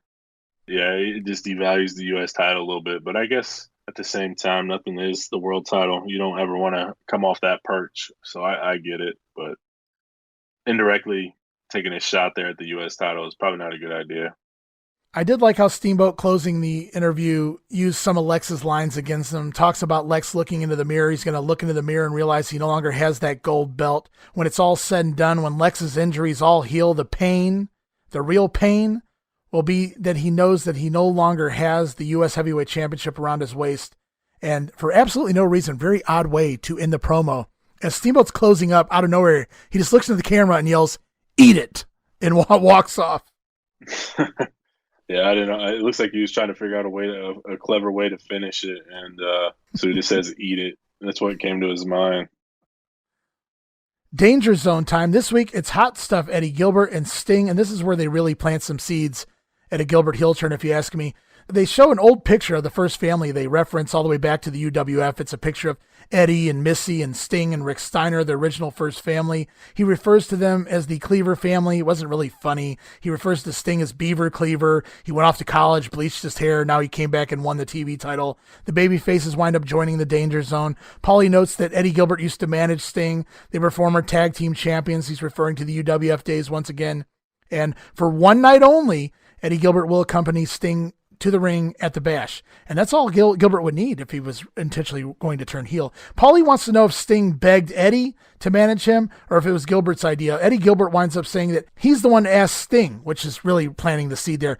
Gilbert asks Sting if he could manage him for this match just to make sure it's fair and it's called down the middle and he can prevent Gary Hart from getting in the way. Paul E. thinks Sting will slap Hart around. He thinks that he'll have Muta beat in the middle of the ring, but it'll be Eddie Gilbert who interferes for his own revenge on Muta, and he'll cost Sting the match. And so Eddie says he would never do such a thing to Sting. Sting says they go way back, and they trust each other. And when you use the word trust in a promo, you're almost guaranteeing somebody's doing a heel turn, right? Sting says he got sidetracked with Funk, but Flair has that taken care of now. Sting closes by mocking Paul E., losing to Cornette at the pay-per-view in the tuxedo match, being stripped down to his panties, so to speak. Sting walks off in a very feminine way, talking about Paulie's panties and things. Then he jumps back into the screen out of nowhere, shouts, "Ow!" and scares Paulie. Paulie jumps back, closes the segment, but the real story here is the Gilbert and Sting storyline. Yeah, this is definitely planting the seeds there for a heel turn. I don't remember ever getting it. No. Doesn't Eddie get... Eddie's gone after this, so pretty close to it, right? I don't think Eddie's gone until I want to say September or so. Yeah, but the heel turn doesn't happen, which is it feels like they changed their mind. They got cold feet on the angle or something. It doesn't happen at the pay-per-view. Eddie is out there in Sting's corner, however, but no, the heel turn does not take place there. Interesting, but yeah, it's planting the seeds for what I would think would be a pretty hot feud and really get Eddie Gilbert back up to that upper echelon that he was at the beginning of the year, but doesn't seem to ever happen, and that kind of stinks. Yeah, and it took me a little bit to warm up to Missy Hyatt as a baby face, but given what she's been giving us week to week, I can't complain. I think they've been fine as baby faces, but they're much, much better as heels. It would have been great for both of them if Gilbert had made that heel turn. Unfortunately, we don't see it. What we do see next is more highlights of the cage match between the Road Warriors and the Freebirds, hyping up that War Games. I love that they used a cage as their main hype piece to set up War Games, which is inside a cage. So you kind of get that visual, that precursor to another cage match. So good job, I thought. Yeah, I think so too. We get the Steiner brothers out with Missy Hyatt, taking on the team of Wild Bill Irwin and the Iron Sheik, and what a team. And you could think I'm talking about the Cowboy and the Iranian Sheik. You could think I'm talking about the Steiner brothers, or you could think I'm talking about Missy Hyatt's team. And Missy rocking that Jell-O jiggler top again here. Robin Green presents Rick Steiner with a balloon on his way to the ring. The action gets started, and it's 99% Bill Irwin, because I was wondering what the Iron Sheik was going to do here with the Steiner brothers. And my answer was absolutely nothing. We see a Frankensteiner on Bill Irwin early. Unfortunately, Bill Irwin kicks out, so the Frankensteiner hasn't been mastered quite yet when Bill Irwin's kicking out of it. It's not Scotty's finisher quite yet, and it looks more of a Rana-based Frankensteiner. He hasn't really got that extra oomph to it quite yet, so it's okay, Bill Irwin kicking out at this point, but pretty soon nobody's kicking out of the Frankensteiner. Definitely not. That's one hell of a move for a guy that size to be doing. Just crazy to think about what he could do. It wouldn't be a Rick Steiner match without a little comedy, so he bites at both of the heels, keeps having fun with Missy's boobs. He's wanting her to show him. I was wondering, what does Robin Green think about all this Rick Steiner playing up Missy Hyatt's boobs as much as he does here? But Missy even kind of opens her vest and shakes her things a little bit for the fans. Iron Sheik finally tags in for 5 seconds. I think he does like one move and tags back out, and that's all we get from the Iron Sheik here. Probably a good idea. At least they're making him make the rounds, even if he's not doing a whole lot. Bill Irwin misses a diving splash from the middle rope. Rick Steiner into a half Nelson cradle pin gets the win. Match didn't go very long, and we get more Missy boobage to end the segment. Can't go wrong with that. We get a final War Games promo, but not from either team. It's actually Kevin Sullivan, who is in a tag team match against the Steiners at the pay-per-view. Kevin Sullivan does a voiceover for the War Games video as they're playing up a video of the feud, of cages, of the cage being built, constructed.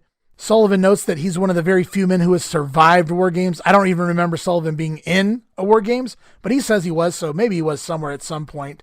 I'm just wondering, like, it's clearly Kevin Sullivan doing this voiceover. They're not hiding the fact. He's even putting over that he's been in the match. Did you think it was odd that Kevin Sullivan was the one doing the voiceover here for a match he's not even part of? No, I didn't mind it. He has a distinct voice for sure. He sounds demented, and it's right up his alley. And I think even Jim Ross mentioned that it was going to be Kevin Sullivan, so they weren't trying to hide anything. I mean, I don't need Road Warrior Animal out there selling this or doing voiceover for this video. He's already on the roster. He can cut a good promo, and I thought it was fine. I actually enjoyed it. Yeah, I just it bothered me because he's an active wrestler, I guess. I wouldn't have minded if it was somebody that had a decent voice that was an announcer or something like that, or maybe a third party that we've heard hype things before. It throws me off when it's like you can clearly tell Sullivan's part of the office when he's in there on pre-tape days to do voiceovers for videos that have nothing to do with his, what he's doing on the show. It would just be weird, if we were watching the WWF and we heard like a guy who wasn't even involved in say a whatever feud. They're involved in a completely different feud, but they're cutting the promo for the steel cage match upcoming for a different feud on the card. Just, it's really weird, very different. Something the NWA did that you never saw in the WWF anyway. And we close out the show in probably the most perfect way possible. We hear from the NWA World Heavyweight Champion Ric Flair. It's his final interview before he steps in the ring with Terry Funk tomorrow night as part of the Great American Bash. Let's hear the final words of the Nature Boy. And you can see what these people think of you, Nate. They're standing and they are ready for tomorrow. The big question, sir, are you physically ready for the match of your life tomorrow? I have never been more ready for anything in my entire wrestling career. Tomorrow is showtime in Baltimore, Maryland. And Baltimore, woo! We're going to turn it up 120 degrees. Now, Terry Funk, you're nowhere to be seen. God bless you, pal. We don't belong together tonight because tomorrow, one of us is going to be dead about 7 p.m. You know what? The problem with you, Funk, is you got to recognize the fact that I've already walked that aisle and I've come back from the hospital. Now, woo, tomorrow, it's your turn. Let me just take 1 minute. I don't have to walk out here and pat anybody on the back. But there's a couple of people in this sport, couple of people that have stood beside me, that I have competed against, and a couple of people that have held my name in high esteem. And tomorrow, Luger, I heard you call yourself a good big man, and Steamboat a good little man. Well, Luger, whoever said you were a good big man? Not me. The bottom line is, And Sting, buddy, I'm on your team. Take Buddha downtown. Funk, baby, it's time to go. The talk is over. Baltimore tomorrow. Woo! All right, fans, and we'll see you tomorrow at Baltimore, 4:30. Don't you miss it. And if you weren't sure before, Flair solidifies himself here as a babyface, putting over Ricky Steamboat, someone he had just been feuding with, putting over Sting. He even puts over all three matches, the three big key matches. It seems like, even though we have War Games and things like that, these seem to be the big key matches. These are the matches that Joe Pedicino made his picks on. These are the matches Ric Flair's name dropping in his final promo before the big pay-per-view. So really good job here. Thought it was very fitting to close the final episode of TV with Ric Flair as we move into the Bash. Yeah, just an awesome promo. He did a great job of getting all the matches over. A great seller. He sold the show. And if that's the last bit of NWA TV that you've seen prior to the Great American Bash, I'd be pretty inclined to want to throw down and buy that pay-per-view. It would definitely be something I'd be interested in doing at the time. And he sold me for sure. All these promos this weekend definitely sold me on wanting to see this show, and I can't wait for that. Everyone did a phenomenal job this weekend. Steamboat, Luger, take your pick, Sting. Everyone did a tremendous job of getting over all of their matches and making you want to see their matches. So I, for one, can't wait. It's next week. It's the Great American Bash watch along. It's going to drop Wednesday morning, Thanksgiving Eve. You guys have to come back and listen to that one. It's going to be a blast. I can't wait to record it with you, Steve, especially since you haven't watched it in a while. I'm curious to get your take on a lot of things, but there's just so much good stuff there. You can't really go wrong from top to bottom. Okay, you got Pillman and Irwin, but even that, I know the finish of the match is really fun anyway. So before we close up, there was one more show. I don't know that it was aired before the Bash. It kind of aired after the Bash or during the Bash. It was the NWA main event for July 23rd. We don't have that episode, but that's okay, because during this episode of World Championship Wrestling, Jim Ross announces at least on 2 occasions that the episode of the main event for July 23rd, which airs during the middle of the Bash, it's a special pre-recorded highlight edition, basically hyping up all the matches for the Great American Bash, hosted by Jim Ross and Paulie Dangerously. So there would be no new action, no new promos, no new anything on the show. It was all supposed to be pre-recorded highlights.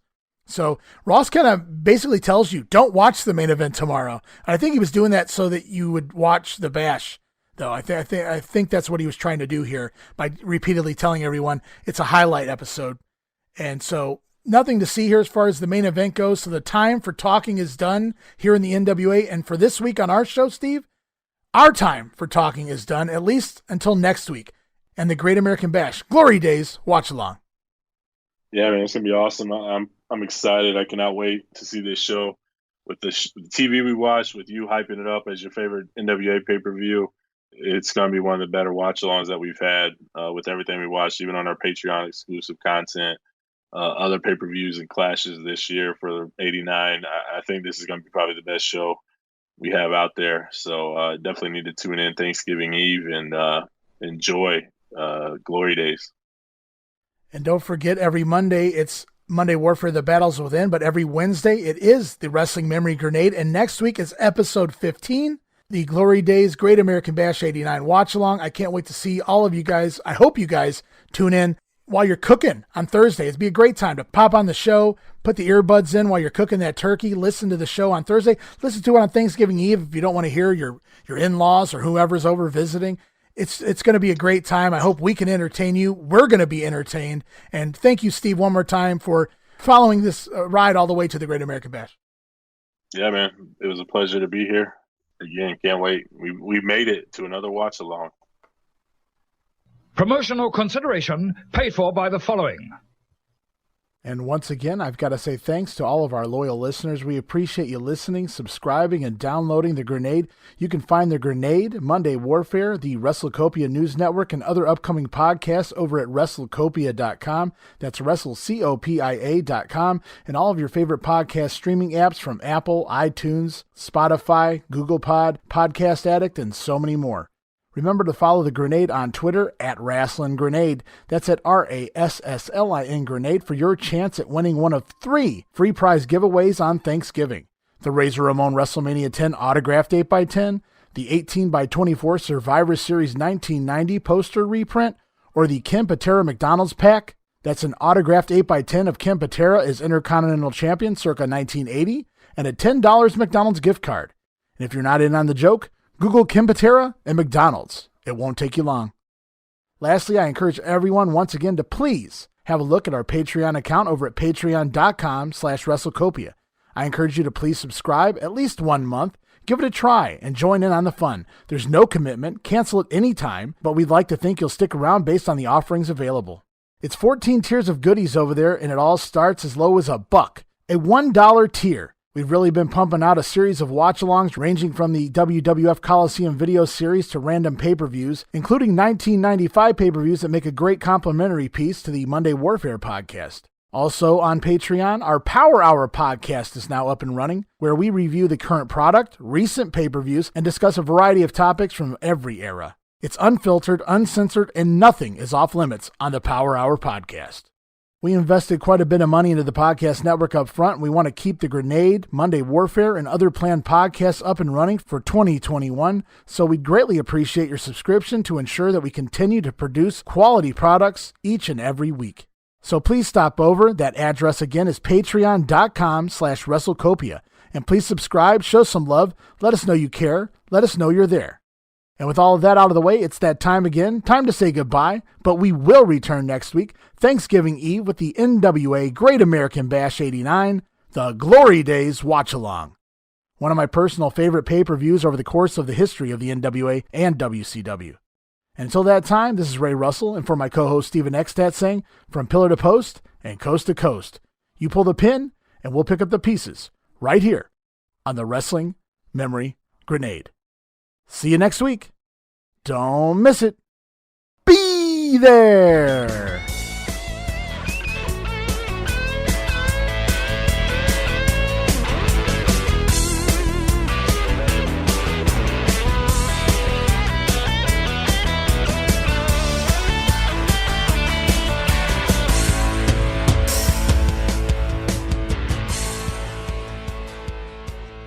You're gonna know that Ric Flair is back and back to stay.